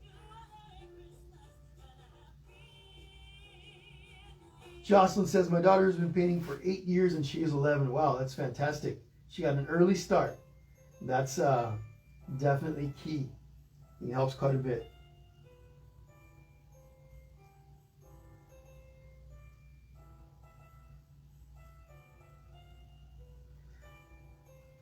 Awesome, Charlene. Yep, you ran out of white, huh? That's too bad, but that's okay because you can come back tomorrow, right? Mindy Coble says, my daughter is loving this. Fantastic, Mindy.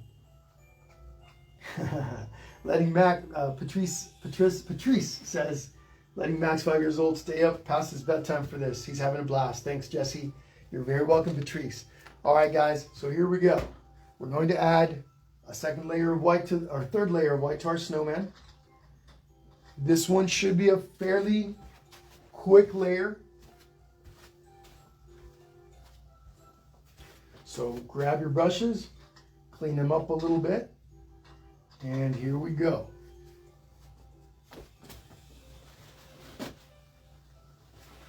As I said that I dropped a paper towel on the floor. I have a floor covering, but I want to clean it up so I don't step on it. So give me 1 second. Messes happen. I'm going to put a little bit of white on my plate as well.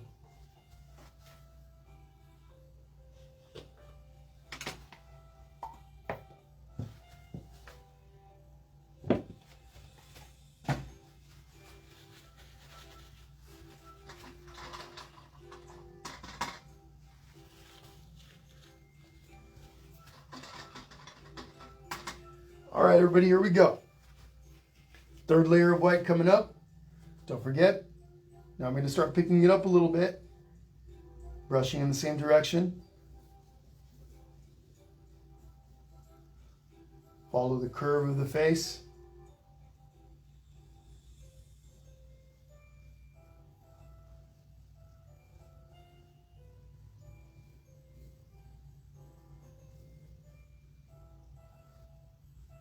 Okay, now my snowman the face is nice and bright, pretty even in color. Whoops. A little bit of red was still on my brush, but that's okay. I'm not worried about that too much. I can cover it up.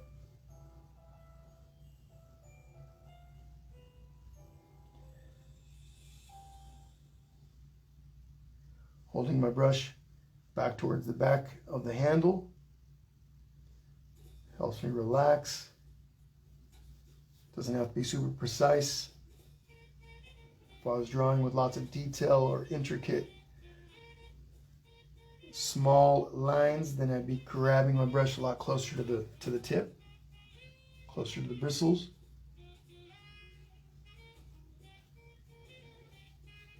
Not necessary. There we go. Okay, cool. Again, pretty fast process.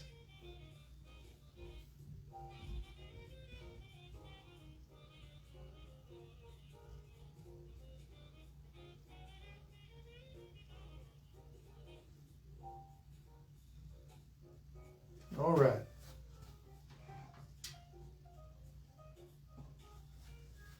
Perfect. Now we'll take a moment to add another layer of red to the scarf and the hat. Just grabbing some red from my palette.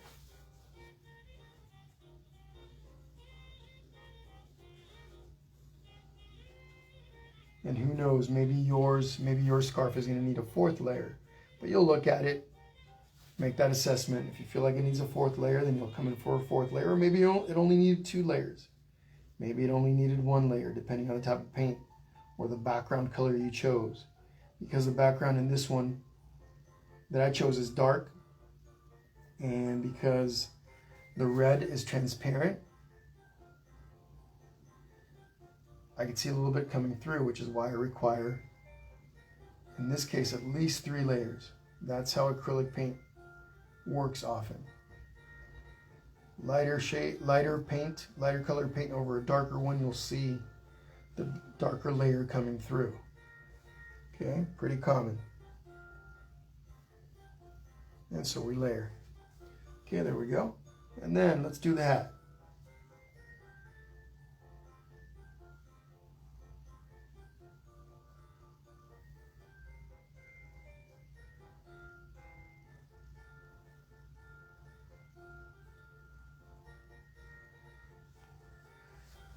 All right, work on that for a moment. Let's take a look at those comments.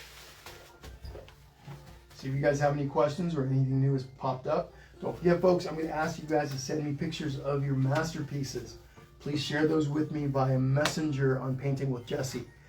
If you don't know how to do that or you have trouble, then you can send them to me via email at paintingwithjesse@gmail.com, or you can also post them here in the comment section of this video. After the video is over, like I said, the video is going to be available, so you can go and watch it, but you can also comment on it, put in your pictures there. But I prefer Messenger if you can, because it's easier for me to keep track of all the pictures that I get. Also, at some point tonight, I'll be posting a collage of some of the pictures that I get. I try to include all of them, all the ones that I get. I try to include them all, but sometimes I miss them, or people send them right after, etc. But if you see the collage, I'll say something like, "Hey guys, check out all these paintings of the people that joined with me today." If you don't see your picture on here, or if you haven't sent it yet, add it to the comments section. You guys can go there and add all your pictures to the comments section there. Okay, so please be sure though that I'd like to see, or to send them to me if you could. And of course, if you're in a group, or you could include yourselves in the picture, that's fantastic. Holding up your paintings, even better. I could put names to faces, and that's always pretty cool. All right, here we go. Let's talk about, so somebody just asked me, and this is a great question, should we be leaving lines in between the snowman layers? Here's what, and this question is from Morgan. Hi, Morgan. Thank you for the question. Fantastic question. So, I believe this is what she's talking about, and correct me if I'm wrong, okay? What's happening, Mia? How's it going? Patty's daughter, Mia, hello. Hope you're having fun. I know I am. So here we go. So, like in between here, this is what I'm assuming you're talking about. So, in between the snowman's head and the scarf. That's more accidental, okay? I didn't mean to do that. It creates kind of a cool effect that you could leave if you want. But ideally, what I'm going to do, what I would normally do is I would come in, and I could do this later. I could come in and fill these in towards the end of the process. I can just kind of come in and fill these in. There's no particular reason why I left them today other than I was trying to avoid getting too close with my brush strokes to the edges so I wouldn't, accidentally do that. Cover up, go past my lines. I can fix this nice and easily. Go past my lines with paint. Okay, it was more of a subconscious thing. I wasn't really trying to do that. But anyway, great question. So this is what I would do to fill those in. Like any gaps in between, I would just fill those in with either red or white, depending on where that is. Like the gap up in here between the hat, if you guys can see a little gap in between there, I'll come in there and fill that in with black or white. But that can be later in the process. If you have time in between steps, as you're waiting for me to go to the next step, you can do that at any time. Like for example, right here with the white, I can just grab some white and I can come in here and fill those spaces in. I take a smaller brush and just fill that in. But excellent question. So up here with the hat, I can just come right up in here and close the gap off. Okay, down here, same thing. Take some white paint and close that off. Okay. All right. Hopefully that answered the question. But yeah, we'll do that. I'll include some of that a little bit later. But excellent, excellent question. All right, folks, let's talk about our snowman. We're going to make some eyes here.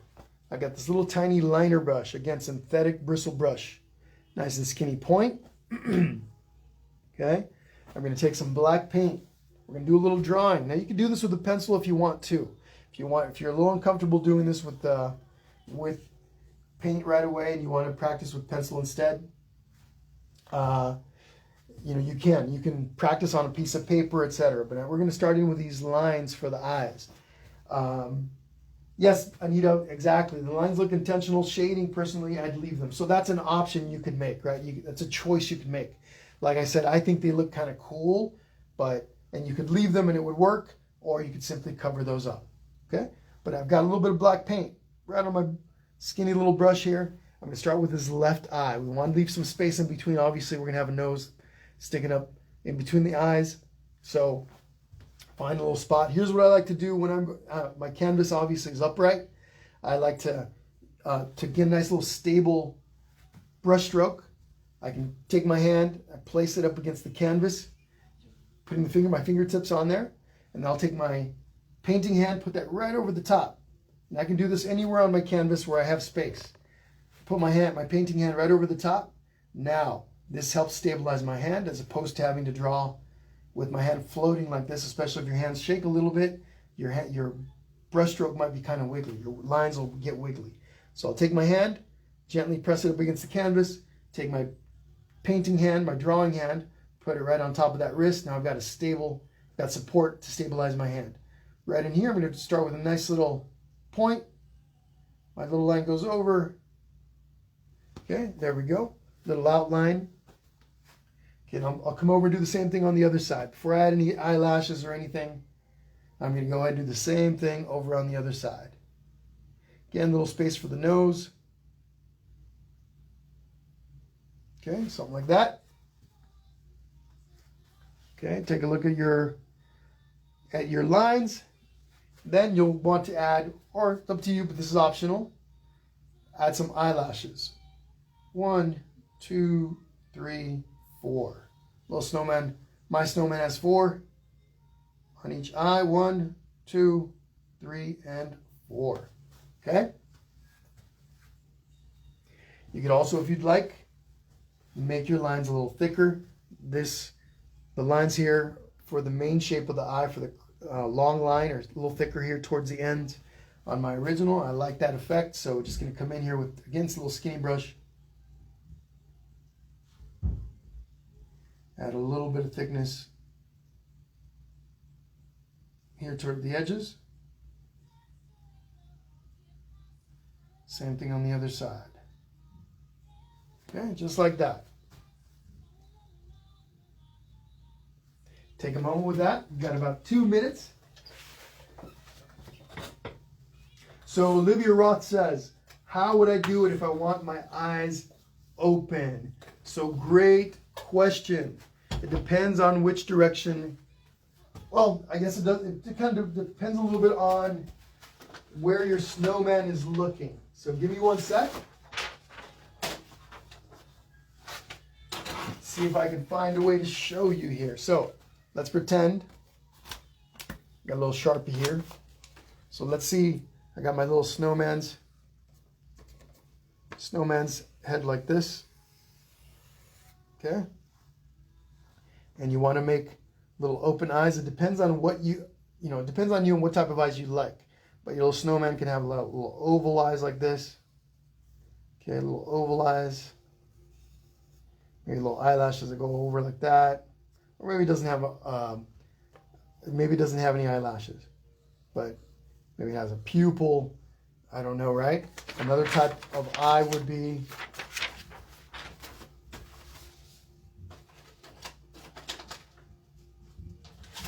hold on 1 sec. So maybe another type of eye. You could also just have little round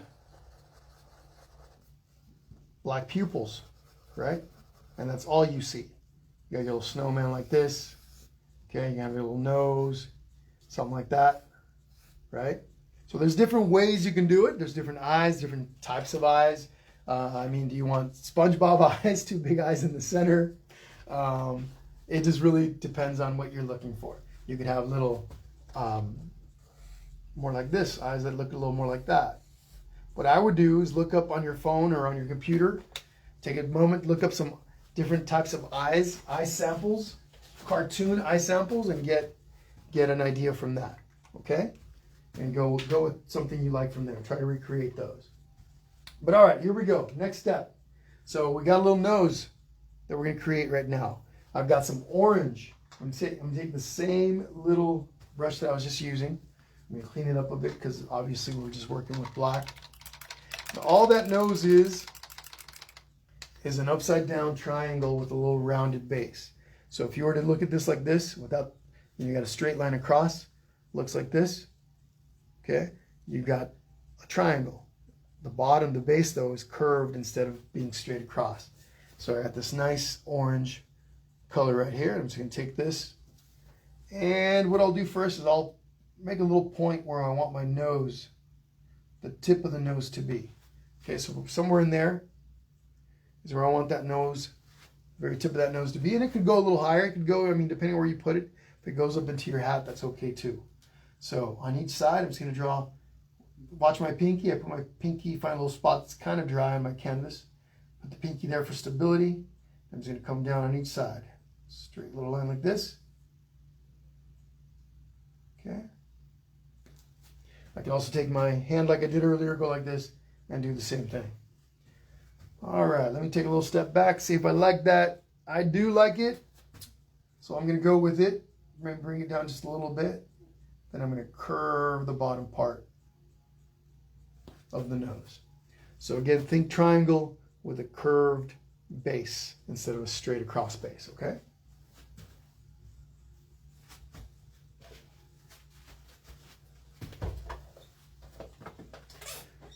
Sheila McDermott Collins says, I am enjoying this so much. I miss going to the painting classes with my sister. Yeah, COVID definitely has put a hamper on in-person parties. Most definitely.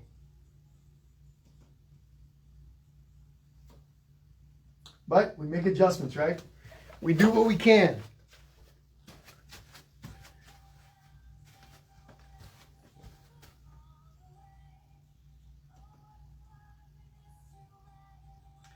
Frosty's eyes. Yeah, frosty eyes would be fantastic.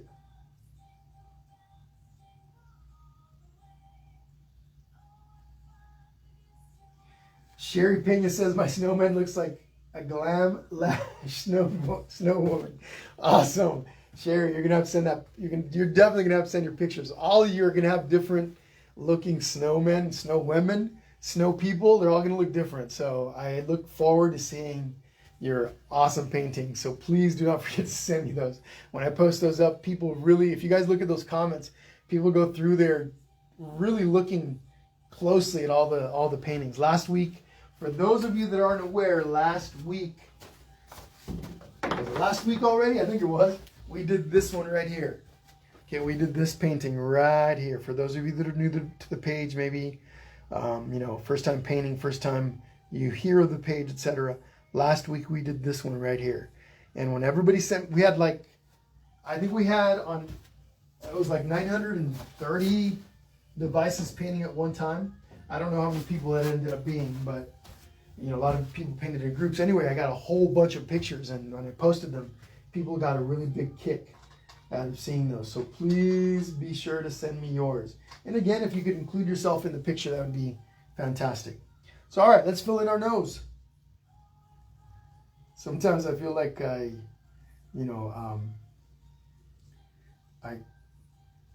get caught up in talking a little too much, and I do my best to limit it to in between steps, but I know, sometimes maybe I talk a little too much, but that's all right. It's all part of the fun. If you guys notice, this nose right here is a little wider than the original, and that's okay, right? Again, they're going to vary a little bit from person to person. So I like that nose too. Your nose may be longer, maybe shorter, maybe skinnier. All good. Do not worry about all those little tiny details. Okay, keeping in mind that everybody's painting is going to look different at the end. Okay, so once you are done with the nose, we're going to move into the mouth. Okay. We're going to move right into that mouth, so take a moment to finish up that nose, and then we're moving it right into that mouth.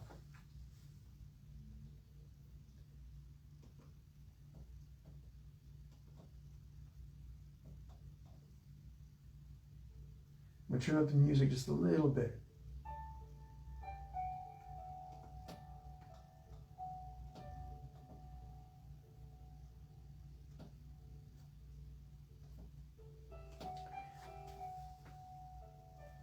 You got it, Tanya Rose. Yeah, so trick, again, the whole steady hand thing, again, if your hand shakes, especially if you just drink coffee or something like that. The other trick, besides putting your hand up, or even using your pinky, right? If you can kind of do this, use your pinky to stabilize your hand up against the canvas, is once you commit to drawing your line, is just go for it, right? If you go too slowly, your hand will tend to shake a little bit more. So once you commit to a line, just go for it. Steady approach, but commit. You'll usually get a smoother flow to that.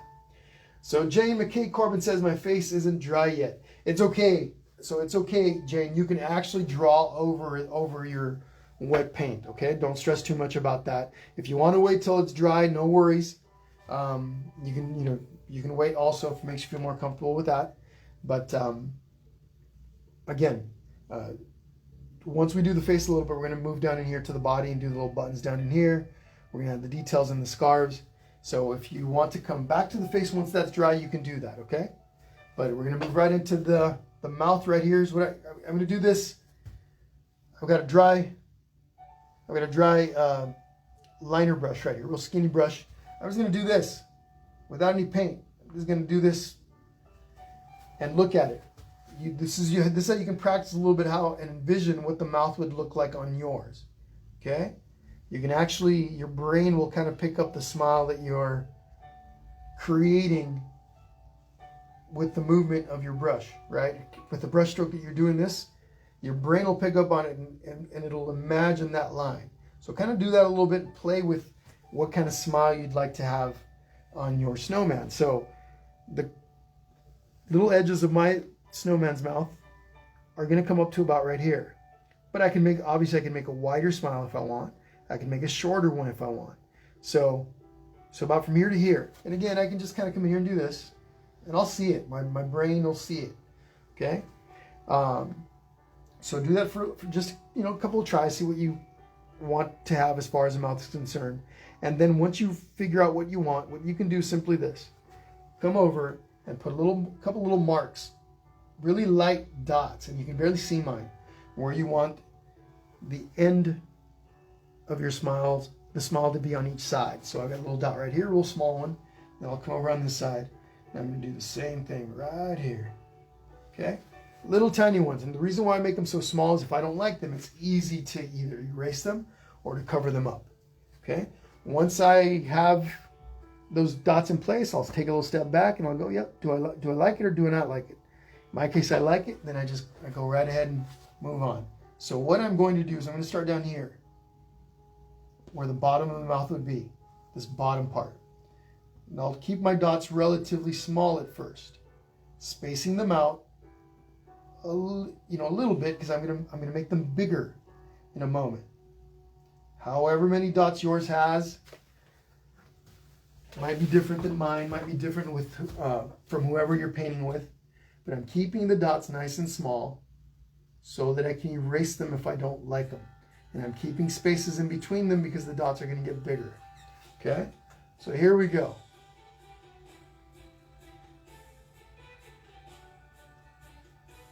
Okay? And when I make, here I accidentally grabbed a little bit of red paint, put it down into the body of my snowman. No worries, we can fix that. What I'm doing right now with each dot, I use a little swirly method to slowly increase the size. Okay? I'm doing that.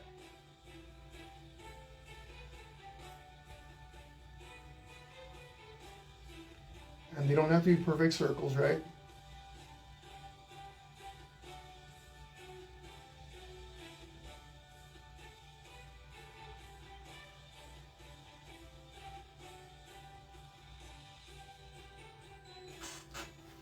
And they slowly start to get smaller as I get over to the edges. So right here I'm going to start making smaller.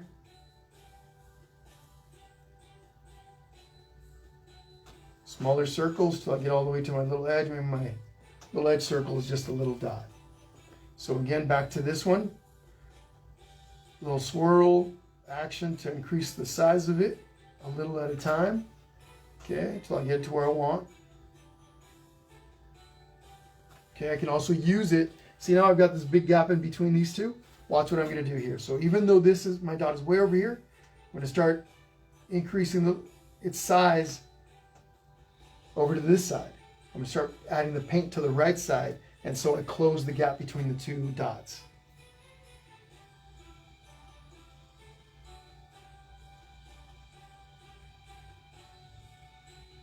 Okay.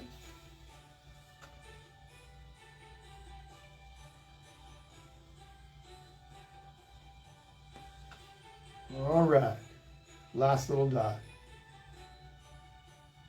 And if I want, I could add another dot, right, to make the smile even broader, longer. That might look kind of cool. Work on your smile for a moment. I'm going to clean up that little red spot. Again, just take a little paper towel, dip it into my water cup. So I grabbed a little bit of water with my paper towel. Not a lot, a little bit. I just come in here and I can lightly brush over the top of this and remove that red spot. Sometimes you'll remove some of the layer underneath it, and that's okay. We can fix that.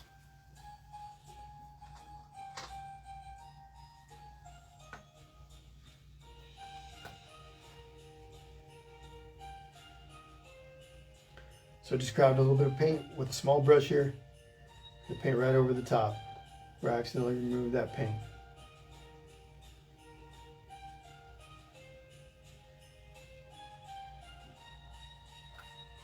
All right, everyone. So work on your smile for a couple of minutes there as I look at the comments. Chrissy Melcher Bolton says, couldn't make it tonight, but hope you do another Christmas one. So again, folks, you will be able to catch this tomorrow if you'd like. The next day, the recorded version will be available. And there are plenty of Christmas ones coming up. Okay? Maybe not plenty, but we got a few other Christmas ones coming up. So tell me, guys, what do you think? What do you think of this one? Is this something that we should put on the calendar if there's a chance? You guys like this? What do you think? Check this one out. So, got lots of glitter in my background. Got some glitter on the trees here. I even added little sequins to the main tree in the background. And then I got these little, what are those, reflective stars in the reindeer's antlers. Of course, the most difficult part to do is all this in here. This is all freehand, a little tricky, but what do you guys think? What do you guys think? You guys tell me, is this something that we should put on the schedule if there's some space where I could put it in? Would you guys want to do this? Tell me in the comments. Let me know.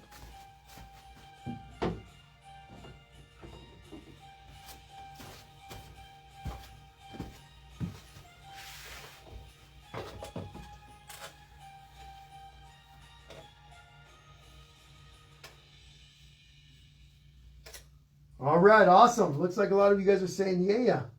So all right. Maybe if we can throw it on, if I can fit it in, we'll fit it in. Okay. Now, something I want you guys to observe on my new painting, right in between here, just something that I noticed right now when I looked over at my feed on the laptop. Right in here, there's this gap between the two ends of my scarf, right? The two ends of my scarf. So you might, if you wanted to, if you had that kind of a gap, you could possibly bring a little bit of the white of the snowman's head down in here so it's peeking out between the two gaps. I think I've got it almost to the point where it doesn't really make too much of a difference, or I could leave it either way, but if you have such a gap, you could add a little bit of white in there where maybe the bottom of the snowman's head might peek out underneath there. Or, whoops, I just added some white paint right there. Look at that. Or I could take some red and close the gap. So that's what I choose to do. I'm going to take some red and close the gap. Decisions. So I'm just grabbing one of my little liner brushes, just going to come in here. This may not be something you guys have to do, right? If you guys don't have, there we go. Just like that, fixed. And let me paint over the top of that. Ta-da. Okay, cool. Let's talk about some rosy cheeks. I've got some really light pink rosy cheeks on my snowman. You guys don't have to put rosy cheeks on yours. Completely optional, as everything else on here is. So, if you don't have pink and you have red and white, you can make some with red and white. Okay, otherwise, if you have some pink, we'll use some pink. I got this really nice, whoops, there we go. Really cool fluorescent pink that I'm going to use. And I'm going to take my little liner brush, dip it right into my paint. And watch how I do this. I start really small. Okay, little dot. Little dot. From there, I work little circles. I'm going to try to keep my hands from getting in the way so you guys can see what I'm doing. I swirl it little by little. This helps me make a nice round circle, but it also helps me direct whether the circle goes that way, this way, by making little corrections as I go. So I'm going to keep that one small like that for now. Come over to the other side. I'm going to do the same thing. Little circles, little swirls.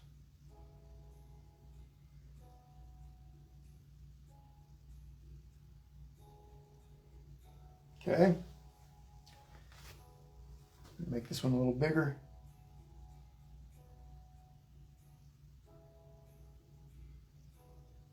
Look at that. All right. All right. I like that. I can always come back and add another layer over the top later, or I can leave them as is if they turn out once it's dry. Once these are dry, if they turn out the way I want them to, then I'll leave them. Otherwise, I can do another layer over the top. This is pretty transparent paint, this pink that I just used. So, but that works out pretty well. All right, so work on your little cheeks there, and then we're going to move down to the buttons. We're going to move into some detail on the scarf. We got to get our arms in there. Snow our snowfall, our mistletoe, and maybe a little glitter there at the end. Okay? All right. Sandy, let's see. Let me see if I can see your comment. Looks like, there we go. Sandy Ross says, my husband is being a perfectionist. Everything is a competition. That's funny. Make sure you guys send pictures of your stuff. I'm going to see who wins. But I can't judge. I can't be the judge, okay? But I can definitely look at him and go, I'll keep my judgment to myself. How's that? Jenny Lindholder says, my paint is peeling off in the middle down to the white bare canvas. I tried more water, pump more paint. Not sure what problem that is, Jenny. Is it, maybe it's that you're, so if you, okay, let me see if this might be what's happening. If your paint is wet, if you're putting wet paint over wet paint, and you're kind of doing this, the paint is just going to be moving around. First, let me ask you, are you using acrylic paint? Okay, let me know if you're using acrylic paint. Okay.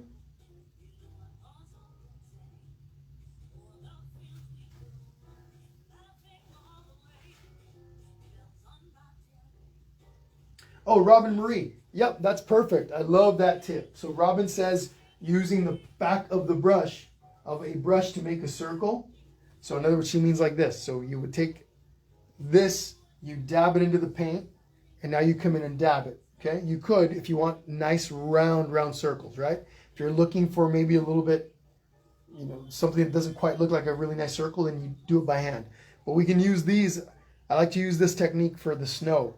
Often, this is what I'll do. But yes, this would absolutely work. You come in here and dip. And if you wanted to use a smaller brush or less pressure, you'd make smaller circles. Okay? So, but all right, everybody. Next step.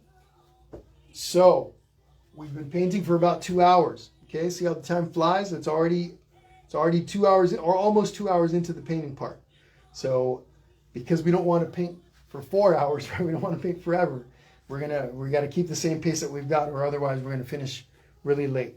Again, if you happen to fall behind, just do your best and don't stress too much. As soon as this video is over, I save it right into the live feed in about 5 minutes or so. After the session's over, you can go right in there and start it off wherever you left off. Okay? If nothing on here is so crucial that you can't go back and do it on the live feed, on the recorded version. So for example, let's say in a moment I'm going to start working on these buttons, but you're still working on the mouth. When I move away from the buttons, I start making arms and you don't have your buttons. You would simply jump right over to making the arms. Or let's say, again, I'm over here on the mistletoe and you don't have your buttons. It isn't a crucial step to have your buttons or even your mouth in place before the mistletoe. Okay, these are just the steps that I'm taking. So what I mean is you can move with me wherever I am, move to where I am, and then you can go back and add the other steps that you're missing later. Okay? So that would be my recommendation. Otherwise, we're going to be here 4 hours. Okay? So, all right. Here we go, folks. What we're going to do next is the buttons. Got 3 buttons right in here. And they're different sizes for me, but you can have the same sizes on yours if you'd like. Okay, so taking my brush, I'm going to use a little 1/4-inch brush that I've got here. Okay, I'm simply going to dip it right into my black paint. I can use kind of the same technique that I used for the mouth, where I just kind of dip and make my little dots so that I can go, okay, is that where I want them? Yep, they look right. And then I go in and make them larger. Okay. I'm using the corner of my brush in this case. What's the story? That these are pieces of coal or rocks. I can't remember when Frosty, when they made Frosty the Snowman. Okay, so they don't have to be perfect, but they can if you want, right? It's up to you. You're a snowman. Okay, there we go. Nice little buttons.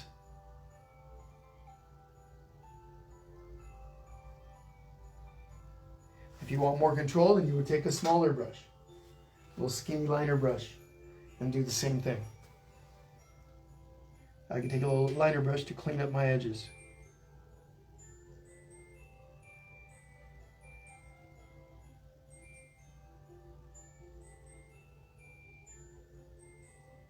Okay.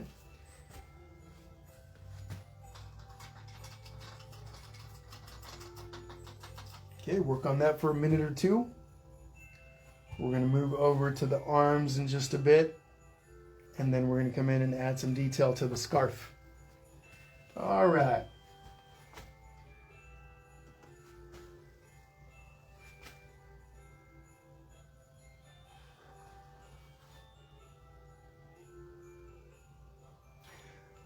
Okay, Jenny, sorry, and what kind of paint are you using? You might have posted, but I might have missed it. So I see your post. What kind of paint are you using? You said quick dry or what?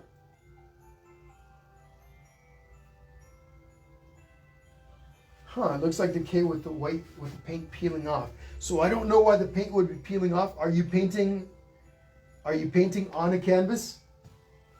Sorry if you already answered this. I'm just trying to catch up on your potential problem or the problem that you're having.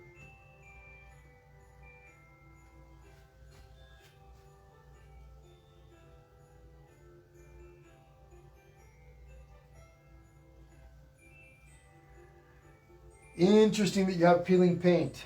But again, is it acrylic paint though? Okay, but acrylic? Okay, so you're painting on canvas, awesome. Okay.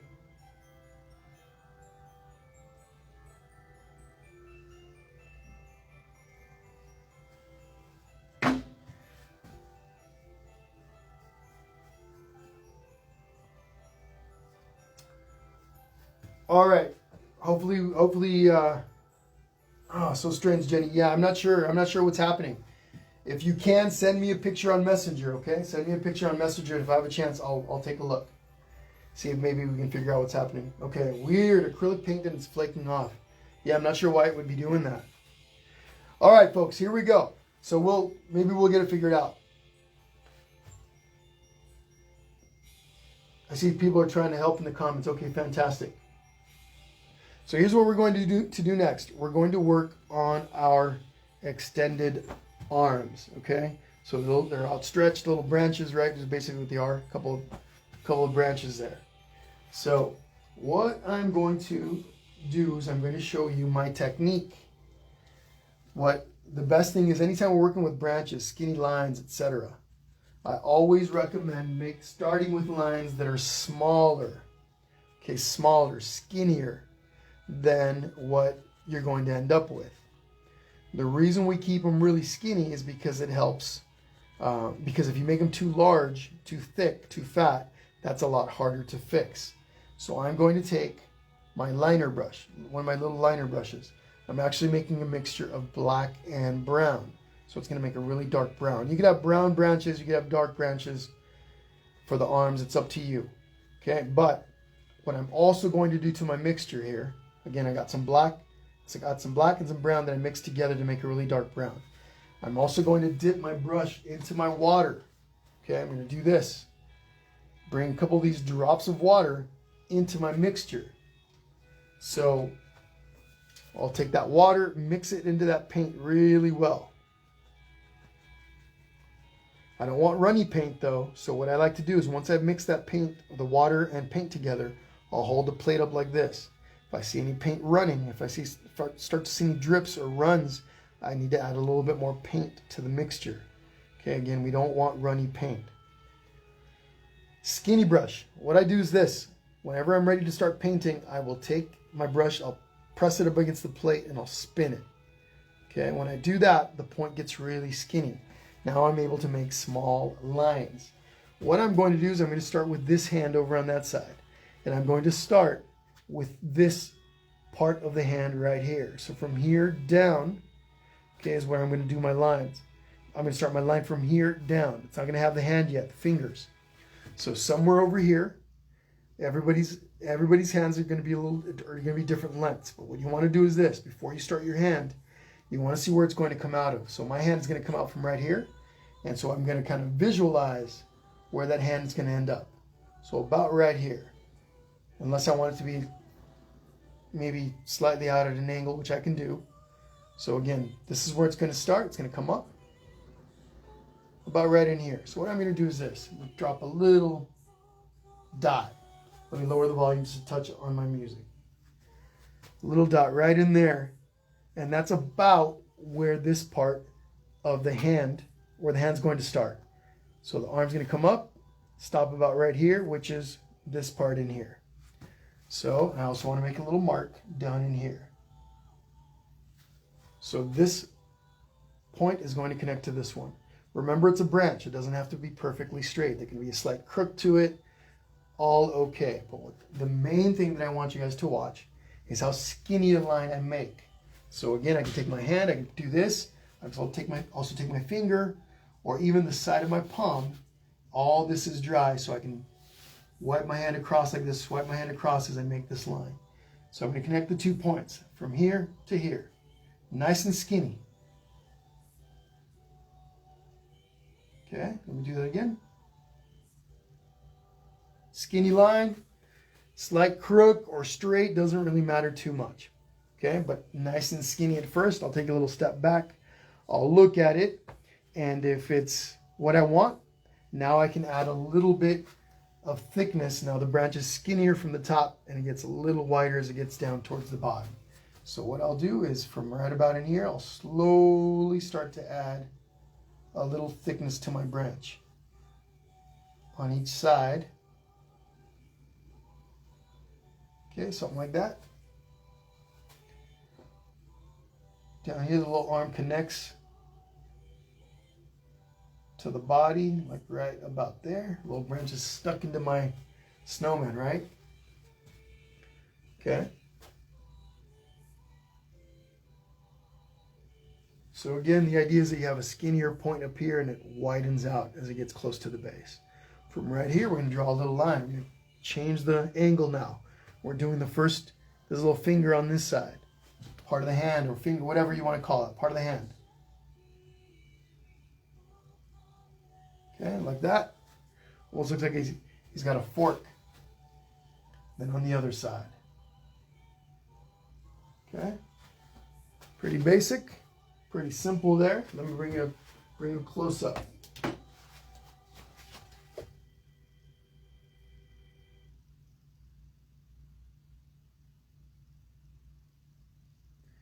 Little happy snowman right there. And again, my brown and black paint does a little bit on the transparent side. I can always come back and do another layer over the top of that. But I'm going to move on to the next arm. Okay, so I'm going to give you guys about 2 minutes on that branch here, branch arm, and then we're going to come over to this one and do the same thing on the other side.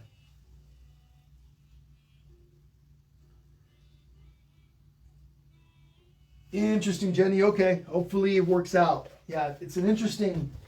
The way you're describing it is pretty interesting. Never seen that before. But hopefully you get that figured out.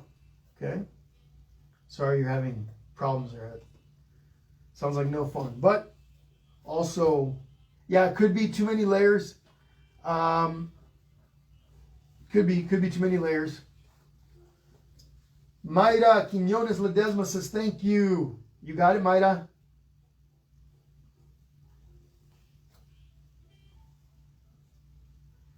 Flaking paint, peeling off paint.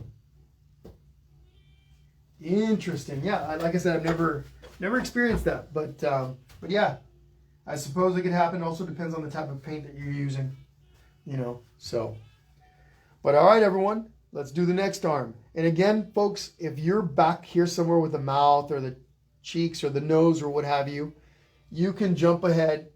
Okay, as long as you're not too far back. Let's say you're still drawing the piece. That's different, right?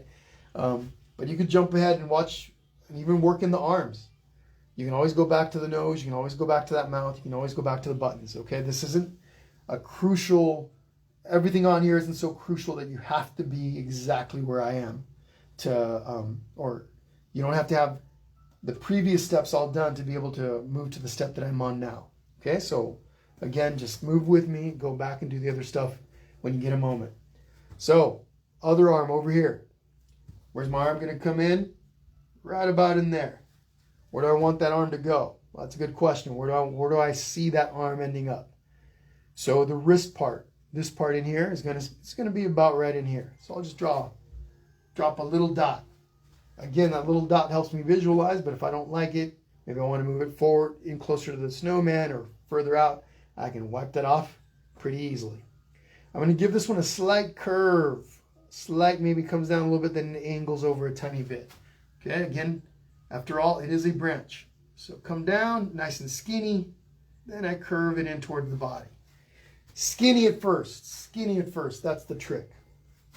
I step back, I look at it, do I like it? Yep, sure do. Now I'm going to give my branch a little bit of thickness.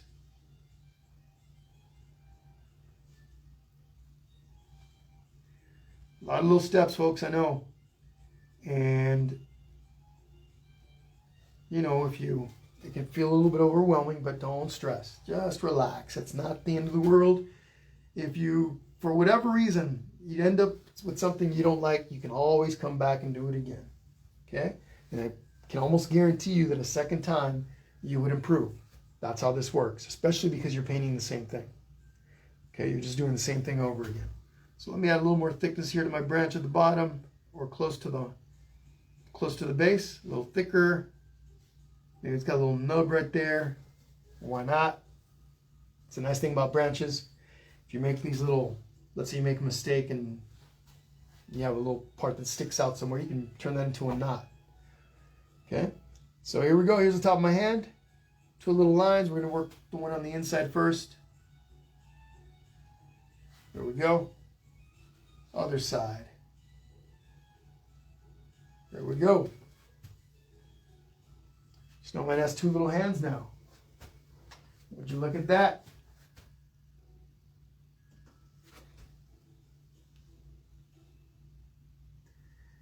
Donna Ann Herrera says, one of my arms is longer than the other, but I like that.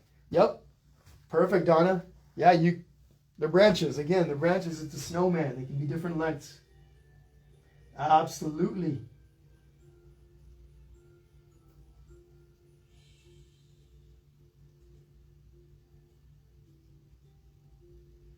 I love that you guys are interacting in the comment section and trying to help each other out. I love that. It's hard for me to keep up with all the comments, right, in between steps. And then some of you guys know tricks that I may not be familiar with. I've been painting for a while, right? But there's always different stuff out there that even somebody with experience can learn. So absolutely continue interacting in there, continue helping out. Who knows? I'll pick some stuff up too. All right.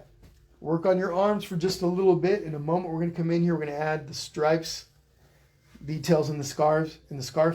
We're going to add the little mistletoe with the little, actually those little holly berries. What am I talking about? Mistletoe. Little holly berry leaves. And then we're going to come in with some snow, and then we're going to do some glitter. Okay? Well, we're moving along.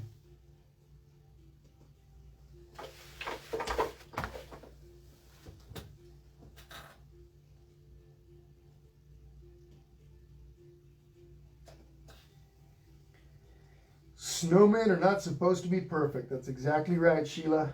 That is exactly right. Different types of snowmen out there. Some are skinny, tall, or tall and wide, and short, skinny. Maybe they're lopsided. Maybe the one arm is real tiny. The other is really long. It's all good. It's all good. There's no perfect. Okay?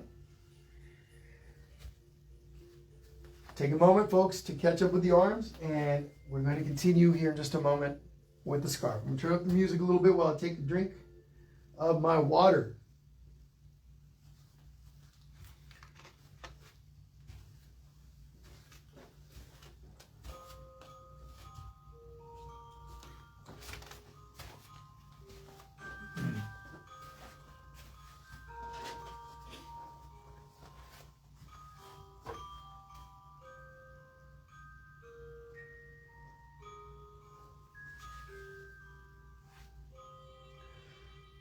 welcome, Wanda. My pleasure.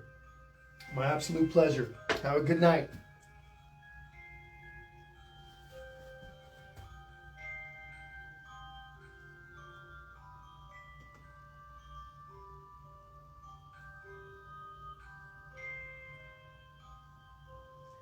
Thank you, Robin. Thank you very much.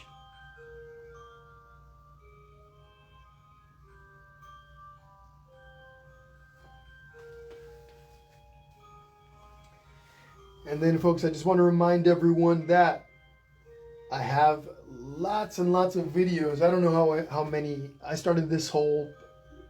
I know a lot of you guys know the story because a lot of you guys are people that continue to come back to my events, which I absolutely love and I appreciate. But I've been doing these videos since sometime in, I think it was late March, maybe early April, right before Easter, I think.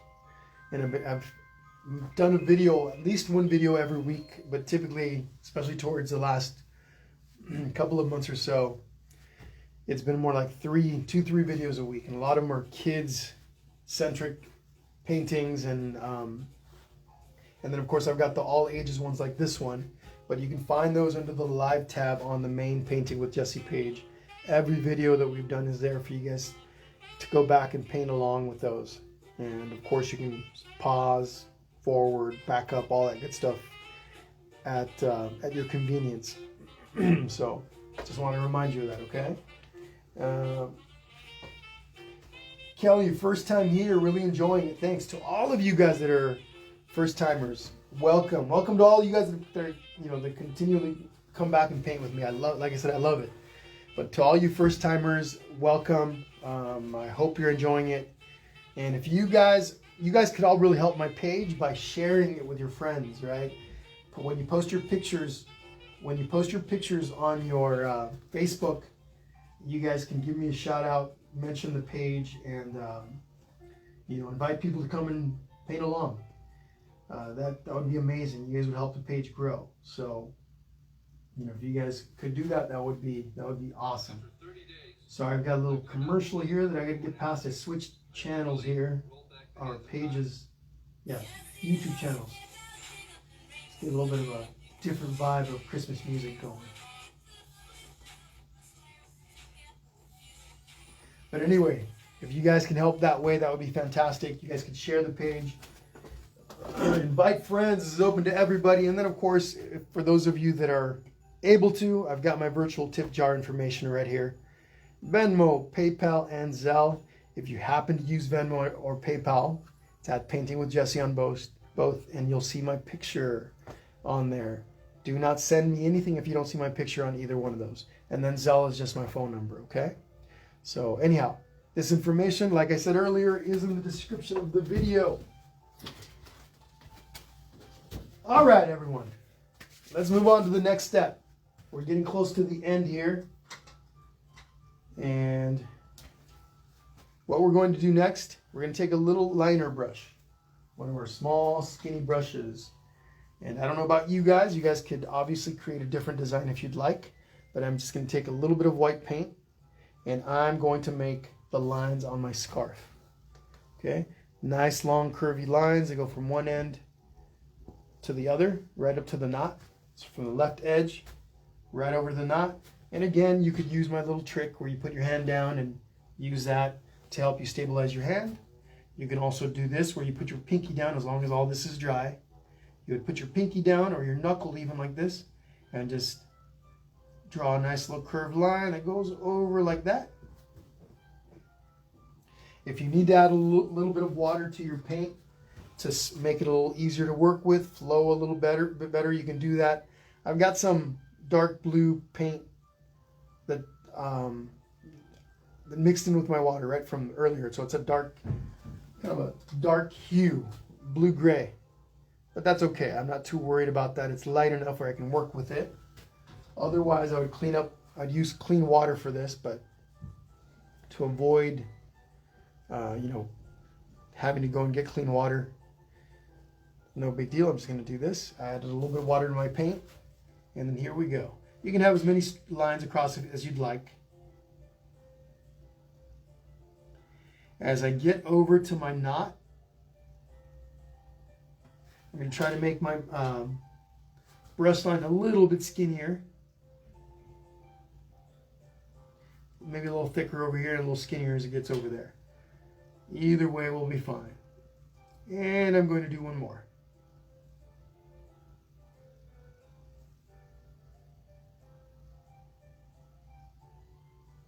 My hand is here on my table, right over the top of it.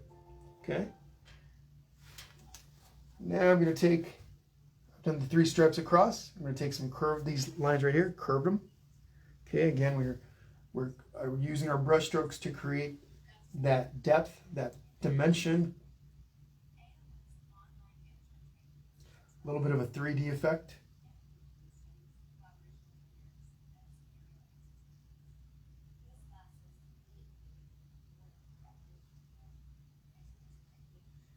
For those of you that have glitter paint, I will apply a little bit of glitter paint towards the end. You guys can see. I will give you a little close-up of Mr. Snowman, the original. Look at the hat, the red part of the hat, the scarf, the face. Okay, I got some glitter that I put in there.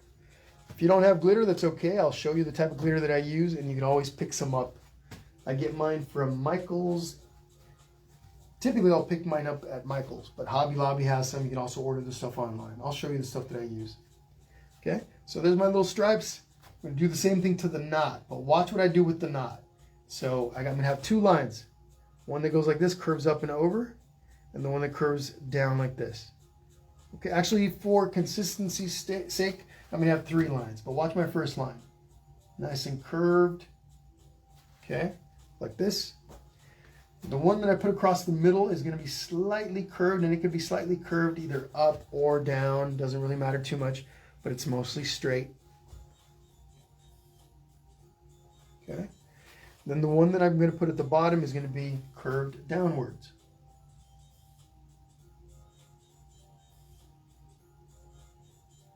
Okay. So I'm just following that shape of the knot, right? So the one on top curves a little bit like this. The one in the middle can almost be perfectly straight, but maybe a slight little curve down or up won't matter too much. Then the bottom one, nice little curve like that, upwards. Okay.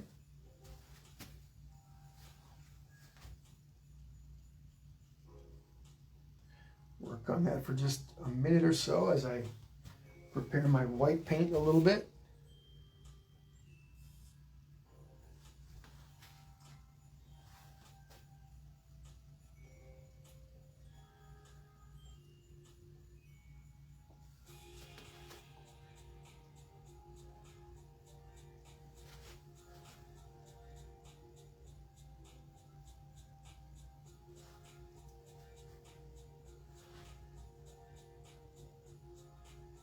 Sorry, Belinda. I understand. Again, there's just different.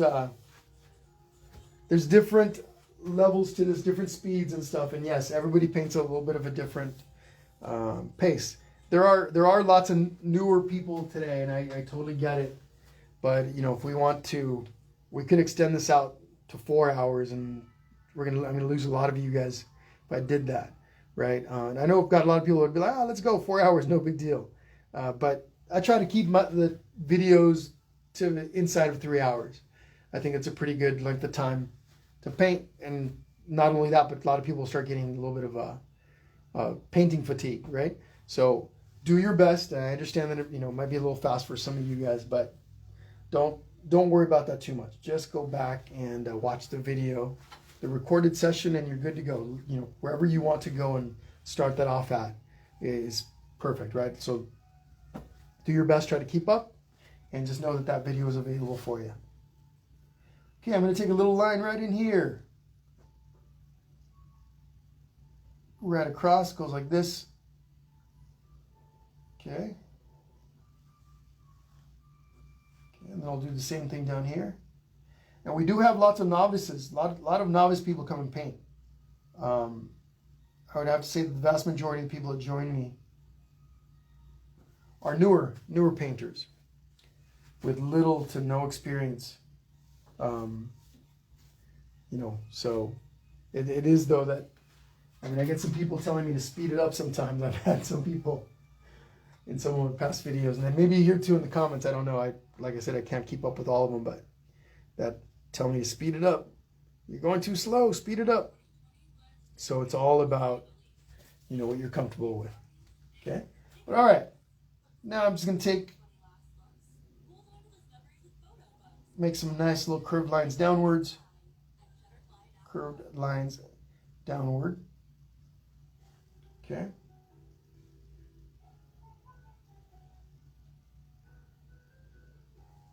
All right.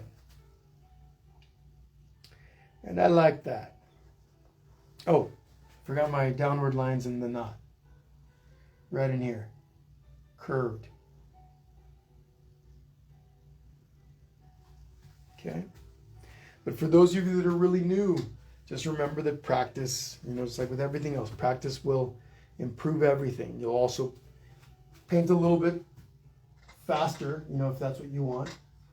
Or maybe you like a really slow pace, whatever the case may be. But the more you do it, the more experience you get, the easier it becomes. Just like with everything else in the world.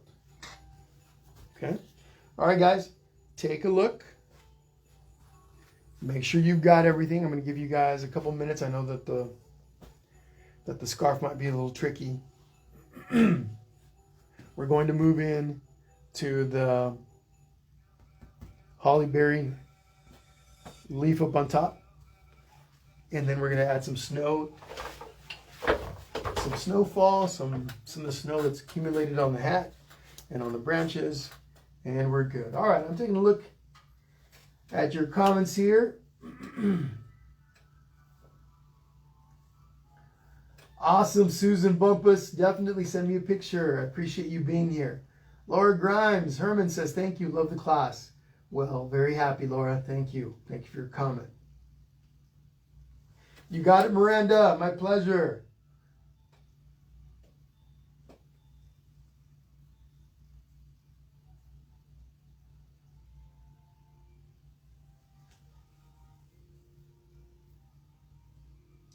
Chris Powell, my pleasure. Thank you, thank you.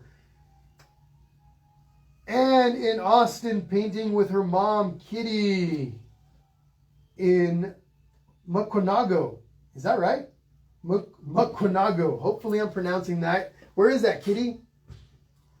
Where is that exactly? Mukwonago. First time I've ever heard of that. Maybe I'm not even pronouncing that right. But Kitty Conrad says, shout out to Ann in Austin, painting with her mom. Kitty in Mukwonago. So you guys are painting, in other words, two different places. You guys are joining online is what it sounds like. So awesome, awesome. Yeah, and I love when I get these messages where people say, hey, my mom was in such and such, or my sister was in California. I'm over here in Texas, and we painted together, and we were on the phone messaging back and forth. I got one of those messages a couple of days ago. We were messaging back and forth as we did it. It was pretty awesome. Or they were FaceTiming, etc. Okay. So anyway, fantastic. You got it, Jen. Yep, New Year's. I'm not sure that I'll be painting on New Year's Eve, but we'll see. We'll see how COVID and everything else is going. Maybe we'll have to do a New Year's paint party. What do you guys think? Maybe we'll do a New Year's paint party. New Year's Eve paint party. That would be pretty fun, I think.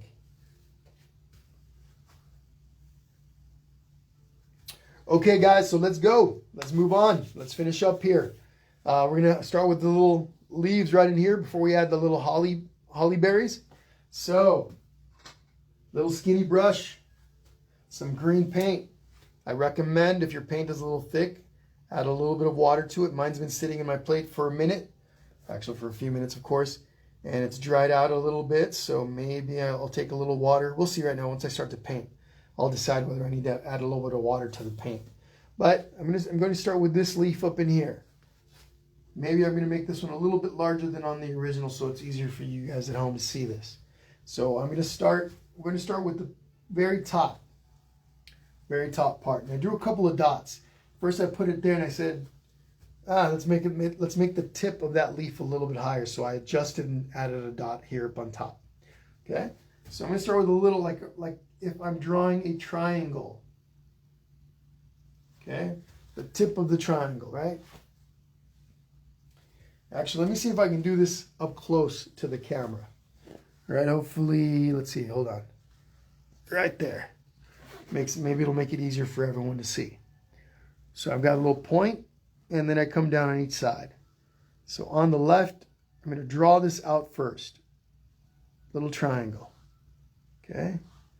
Another little triangle. Okay? Do the same thing on the other side. Little triangle. And then another little triangle. And I'm going to work my way all the way down making these little triangles. Okay? All the way down to the brim of the hat. Now, I don't know that holly leaves are actually this long in nature. But if you need to make yours a little bit thicker, you can always do this, a little bit wider to make that adjustment. But I'm making triangles all the way down. And I start to narrow at the base. Okay? Okay, so there is that leaf. Once I've got it drawn out, I can go ahead and fill it in. It's a little tricky to do holding up the canvas and painting at the same time, but it looks like I'm getting it. Nice and easy.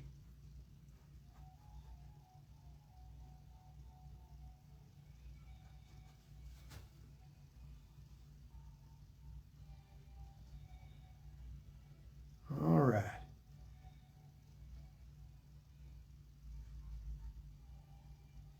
Okay, so there's one leaf. Work on that.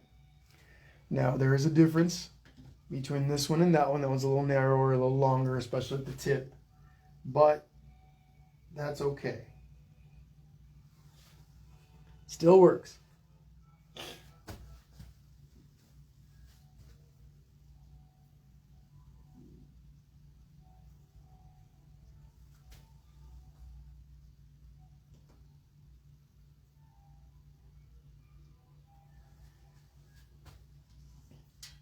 All right.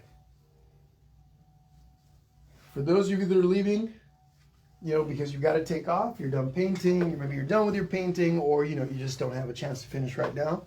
Thank you guys for joining. I'm seeing lots of people saying bye in the comments, so thank you for joining in. Don't forget tomorrow's session, our little holly tree with a ornament hanging from it. We got that tomorrow evening, 4 p.m. West Coast time. Same start time as tonight's event. We got the Olaf painting on Thursday, and then I've got a few really cool additional events that I'm adding to additional events that are coming in towards the middle and the end of this month.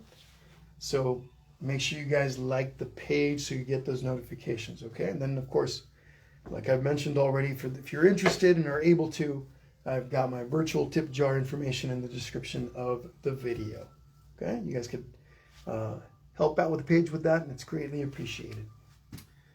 But all right, next part of that, our little branches. Did I lose you over here? Sorry, folks, I'm having a little bit of a hard time with my live feed on my laptop. I just want to make sure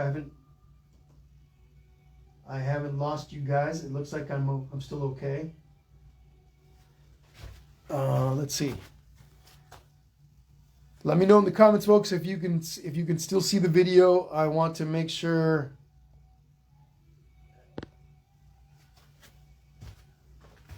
that I haven't lost you guys.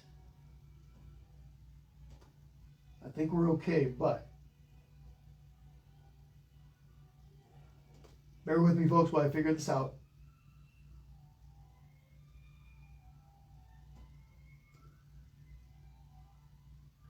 If you guys could let me know in the comments that you're still with me, I can check on my phone here. I'm going to check on the feed on my phone. Keep painting, folks. If you can hear me, keep painting. But also, let me know. Oh, where are you?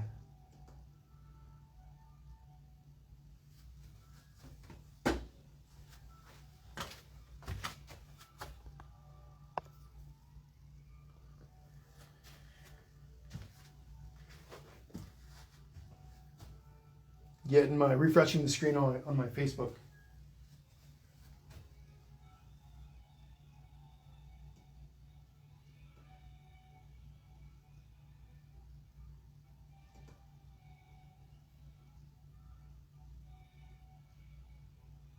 Okay, looks like we're still on. Okay, fantastic. Still on. Woo! That was a little bit scary. All right. Next leaf. I can't see your comments just yet, but it looks like we're still on. All right, here we go. Next leaf. Right over here. Pointed downwards a little bit. This one's going to be a little shorter. I can start with the tip again, right over here. Work my way backwards. Same process.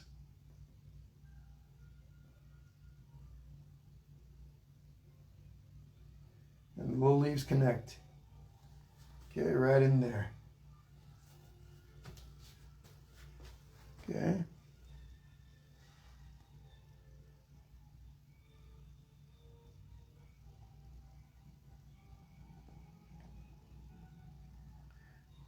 Okay, there we go. Filling in my little branches there.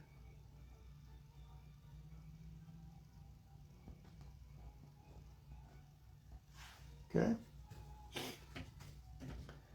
Work on that one for a moment.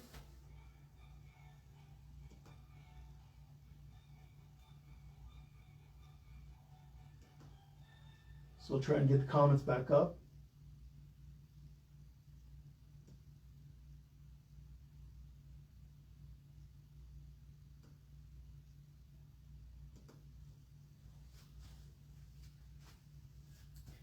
All right, here we go. Fantastic. See the comments now. Thank you so much, guys. I see you guys replying. Thank you. I don't know what happened there. It glitches. Facebook glitches often. So lost the feed on my laptop for a bit. All right, we got the two leaves in place. All right, here we go. Fantastic. I'm going to lower the volume. There we go. Lowering the volume on my feed. Okay. So I am going to take a little bit of red. Actually, before I do that, I'm going to go ahead and just fill in my leaves.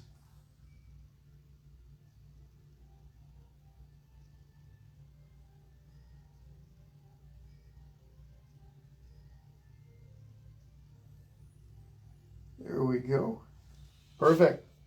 Now what I'm going to do is take a little bit of green. I'm going to mix some white with it. Let me find some clean white. Gonna lighten up my green. Nice, really. You can also do this with yellow. Then what I'm going to do is right down the middle of each leaf.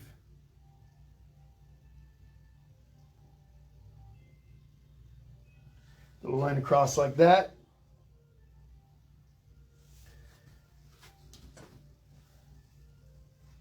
Okay, down the center of each leaf, and then I can come in here and just draw little lines that stick out. They can be really light.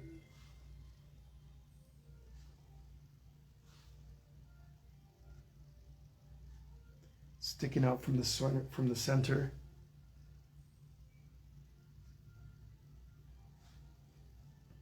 Do the same thing down here.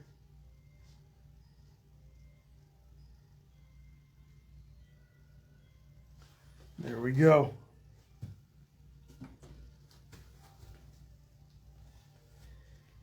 And then I'll take some red, same little brush, little liner brush, just dip it right into that red. You can also take the back of a brush, as somebody, I apologize if I don't remember the name, recommended. Make your little berries.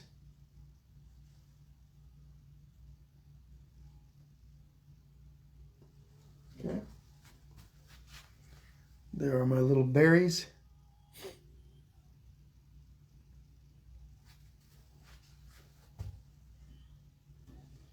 Work on that for a couple minutes. I'm going to check out the comments, and then we're going to get to making some snow. Adding glitter, maybe making a couple little refinements here. I can see there's a big difference in my snowman. My scarf, with the scarf, it sticks way out on this side. I'm okay with that. No big deal, right? There's differences between the two pieces, and it's all good. Just want to make sure everyone's aware that there's all the snowmen are going to be a little different. Maybe if I wanted to, again, I could close this up a little bit and that'll offset that so it doesn't look quite like this, the scarf is sticking way out to the left. But okay, awesome. Anita says oak leaf holly leaves are long like this. Fantastic. I've seen them, just not real familiar with them. Lisa Oko is asking what time on Tuesday. I believe that event is actually on Thursday. The hold on, let me take a look. Let me take a look real quick. I'll tell you in just a moment when the Olaf event is.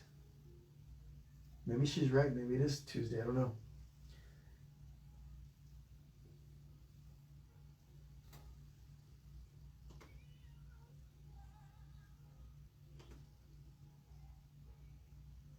Kathy Cute, you are very welcome.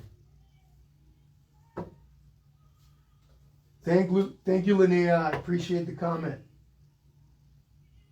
Naomi Perez, if you missed the beginning, don't worry. Again, the video will be available right after the live session's over. You can just go to the live tab and you'll find it. The live tab on the main Painting with Jesse page, and you'll find it right there. Okay, so the Christmas Olaf painting is going to be Thursday, December 10th at 3 p.m. Pacific time, right? So West Coast California time is when we'll start the Olaf painting. Of course, wherever you are, if you're on the East Coast, you guys are 3 hours ahead. I believe Central Time, it's 2 hours ahead. I can't remember now. But yeah, so 3 p.m. West Coast time is the Olaf painting next week. And I don't know where I put my Olaf painting, or else I display it. Let me see. What did I do with it? Obviously I had it earlier. I don't have that much stuff in here. Where is my Olaf painting? Probably stuck it behind another painting.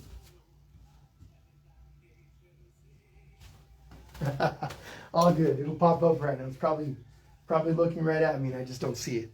But okay, no worries. So 3 p.m. Thursday is Olaf. Okay? All right, here we go. Some snow. Let's make some snow. We're going to take some white, and I do like the suggestion that was made earlier. Again, it is something that makes it a lot easier to work snowflakes or even rain or stars. If you're making stars in the sky, etc., you would take the back part of a brush, the handle. So for example, I've got this big brush here. I can take the back part. Depending on what size snowfall you want, you could take the handle, dip it right into the paint like this, and you can just come on over and do this. You could also change the size of the snowfall by, if you want smaller dots, you just add a little bit of pressure with the brush, and that makes for smaller circles. I'm using my finger when I do that. So if I want to make big ones, I just come right in, press right into that canvas like this. But if I want small ones, I want to be able to control the depth or the pressure that I apply to the canvas. I take my finger like this, my pinky, I put it on the canvas first like this, and now I have more control so that when I come up to the canvas, I barely touch it. I can control the pressure. And see how my finger just kind of naturally, because I'm already used to doing it, it goes right up to the canvas when I need it. Okay, so if I don't care how big the snowfall is, I just kind of do it without my pinky. If I want to make smaller ones, I use my pinky, come right up to the canvas, boop, little tiny dot. Okay, little dots. Big dots, all up to you. But definitely doing it this way is a lot faster and easier than doing a brush. Some people like to use the bristles and they soak it with paint, then they'll do a little flick method where they get all these little tiny dots on the canvas, and that works very well for stars or really tiny, mostly stars, but even snowfall. Like on the reindeer one that I showed you guys earlier, I did some of that with little tiny dots that I flicked onto the canvas by doing this. Can get messy though. Can get really messy. It's easy to get flick paint on the people that are painting next to you when you do that. All right, look at all that snow. And you can have as much snow on yours as you want.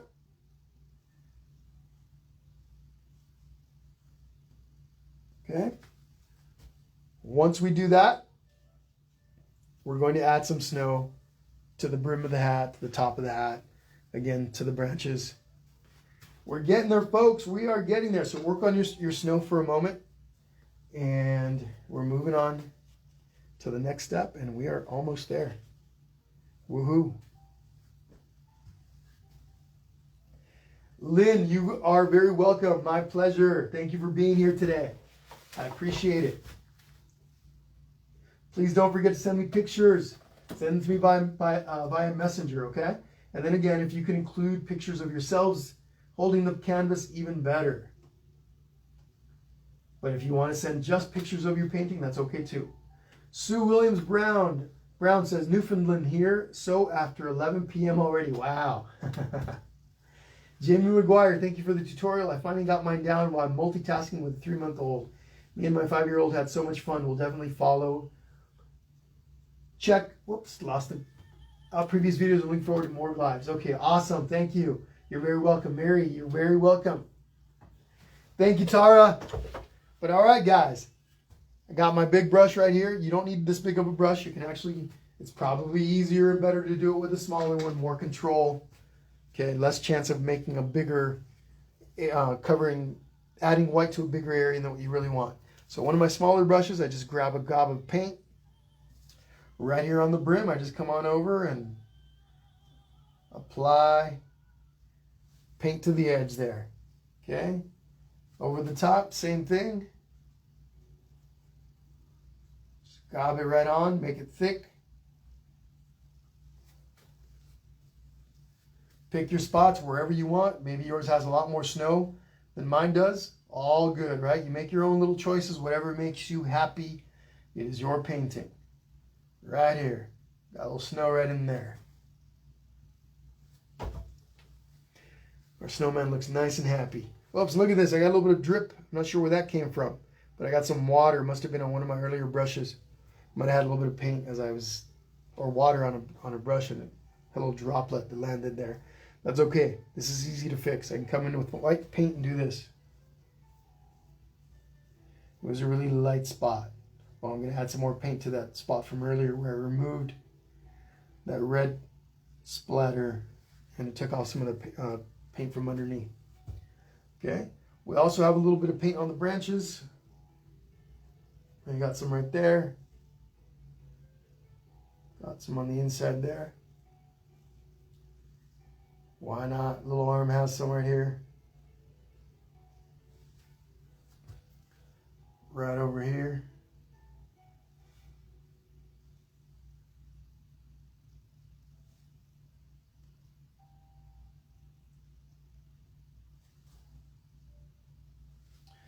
And look at that. We got some snow. While you guys are adding your snow, I want to demonstrate something really quick. Something that I talked about earlier with regards to the chalk lines. The edges where maybe I had a little bit of chalk kind of peeking out like I do. Let me get a close-up of this. So I've got a little bit of chalk. You can see right there under the hat. A little bit of water on my cloth. I just come in here and those lines disappear. Okay? Right? I have very little water on the cloth, but if I had a little bit more, look at that, gone. Right here too, gone.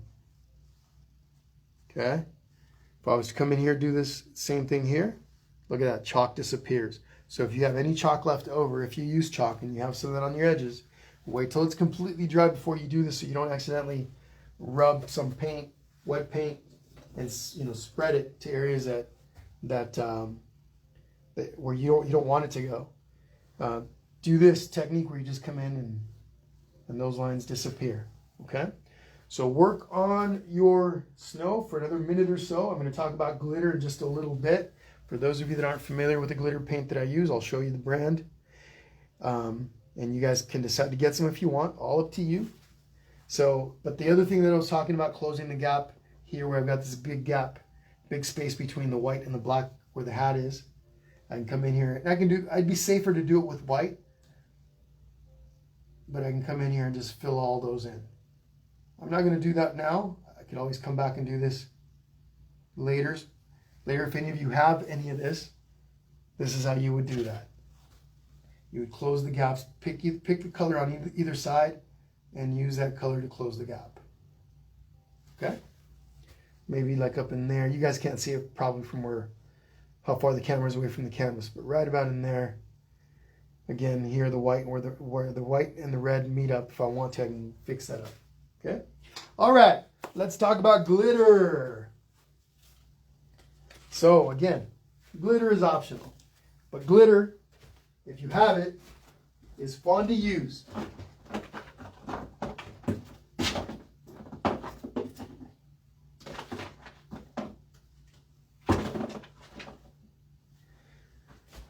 So, I've got 3 different glitter types.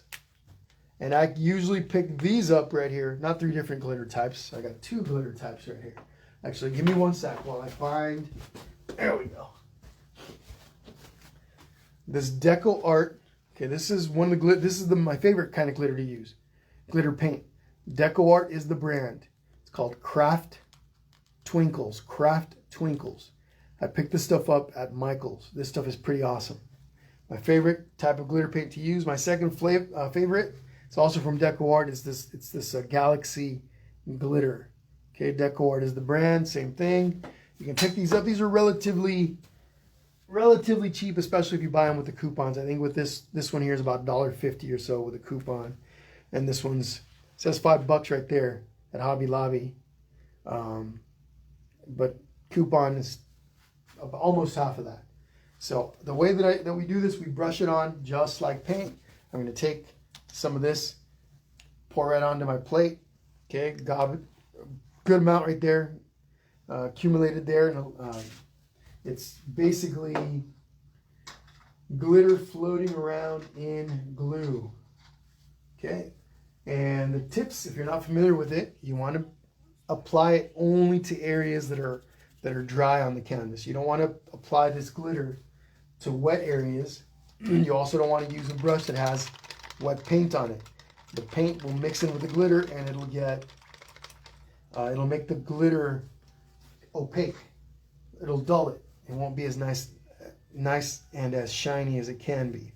So I cleaned up my brush. Okay, I grab a bunch of the red just like this, scoop it up, and I come right over the top.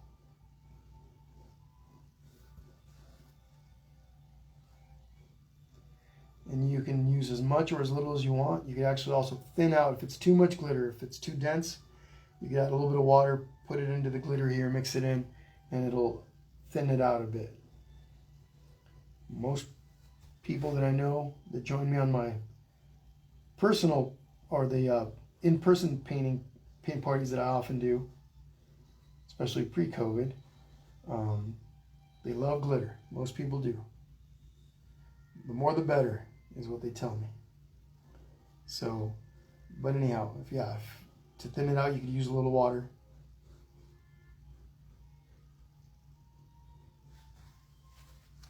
There we go. I'm going to take some of this and also put it up here where the hat is. Want to avoid that little white dot right there. It's still wet, so I'm just going to work my way around it. Okay, come on right over. Okay, just like that. So you can apply the stuff wherever you want. This Galaxy glitter and pearl that I've got, I'm going to add to the face. So again, same thing. I just pour it right onto my plate. Clean up my brush a little bit.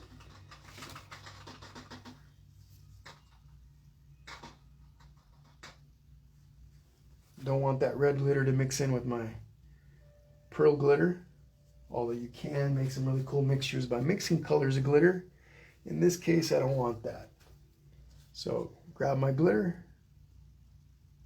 Okay, just come in here. I'll go right over the top of the eyes. I'll avoid the nose. Go right over the mouth. Avoid the cheeks. I can come back and use some, I have purple.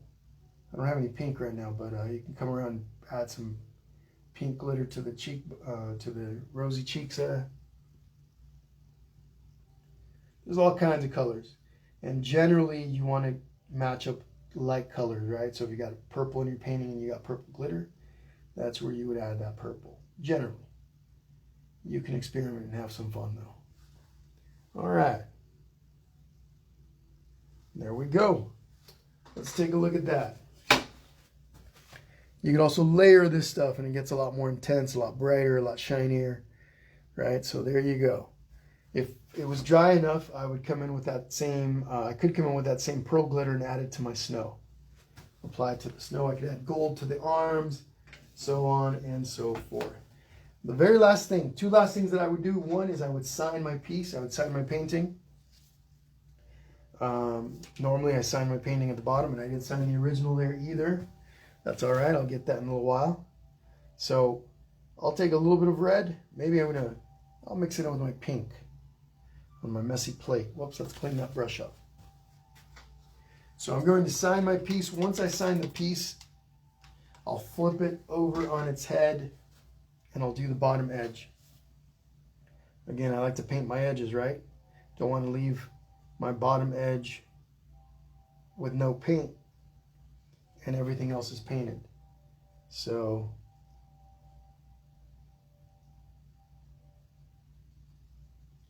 just making my mixture for my signature.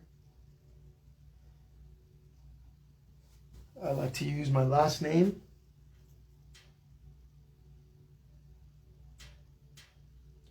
And this paint's a little on the transparent side, so might have to go over my signature again, which is something that I don't like to do. I like to do it once and we're good to go, but that mixture is a little transparent, so because I use that fluorescent pink. All good. We'll work on that later. Like I said, the next thing that I would do is I would flip it on its head, take some of that original blue paint and go across the top of that. Okay, so I won't do that now simply so I don't leave you guys with an upside down painting, because I'd have to leave it in that position. But anyway, folks, thank you guys so very much for being here. I'm going to be on for another 2-3 minutes or so, saying bye to you guys and answering questions, etc., in case any of you guys have them. But please don't forget to send your pictures. I would most definitely appreciate it. And the way I want to do it is, again, send it to me by a messenger. Send your pictures to me by a messenger here on Painting with Jesse. And, you know, if you can't send them by a messenger because you don't know how or whatever the case, you might not, you know, it depends on the app, I suppose. Send them to me. Put them in the comments. Put them in the... Post your pictures in the comments to this video whenever you get done, okay? And then, lastly, later today, I will have a post up that says, hey guys, if you painted with me, if you painted the Christmas snowman with me today, please put your pictures down below. And I will, you know, I'll post up all the pictures that I received, but I will also put them in the, you can also post yours in the comment section. Sorry, folks, I'm getting distracted by reading the comment section at the same time. So, anyway, everyone, I really appreciate you guys being here with me. Thank you to all of you. Araceli, goodbye. Thank you. Nicole, Aaron, Prom. Thank you so much. My pleasure. Terry McGee, you got it. And don't forget, folks, oh, somebody just posted my my tip jar for me. Don't forget my tip jar. Yep. Let me bring that up again. The tip jar information is in the description of the video. Again, for those of you that are able to, it's greatly appreciated. It helps me be able to keep doing this. And I love doing this. It's work, but it's hard. It's awesome. You know, it's awesome work. It's a labor of love, I guess. But again, I get a lot of joy from doing these, and a lot of fun. It's a lot of fun for me. Gloria, bye Chelsea. But all right, guys, Thank you guys. Lisa Guarino, you got it. My pleasure. Diana Zimbro, you're welcome. Yeah, if you guys can screenshot this if you want, that'd be awesome. But it's in the description of the video as well, okay? But all right, everyone, don't forget to join me tomorrow. And then join me next Thursday. And stay tuned for all the awesome stuff that's coming up. Make sure you guys like the page if you haven't yet. So you can get all of the notifications, okay? All right. Thank you, thank you, thank you. Have a good night. Have an awesome rest of the evening. And I will see you all very, very soon. Don't forget to send me pictures. All right, bye-bye. Whoops, knocking stuff down. All right, everyone. Bye-bye.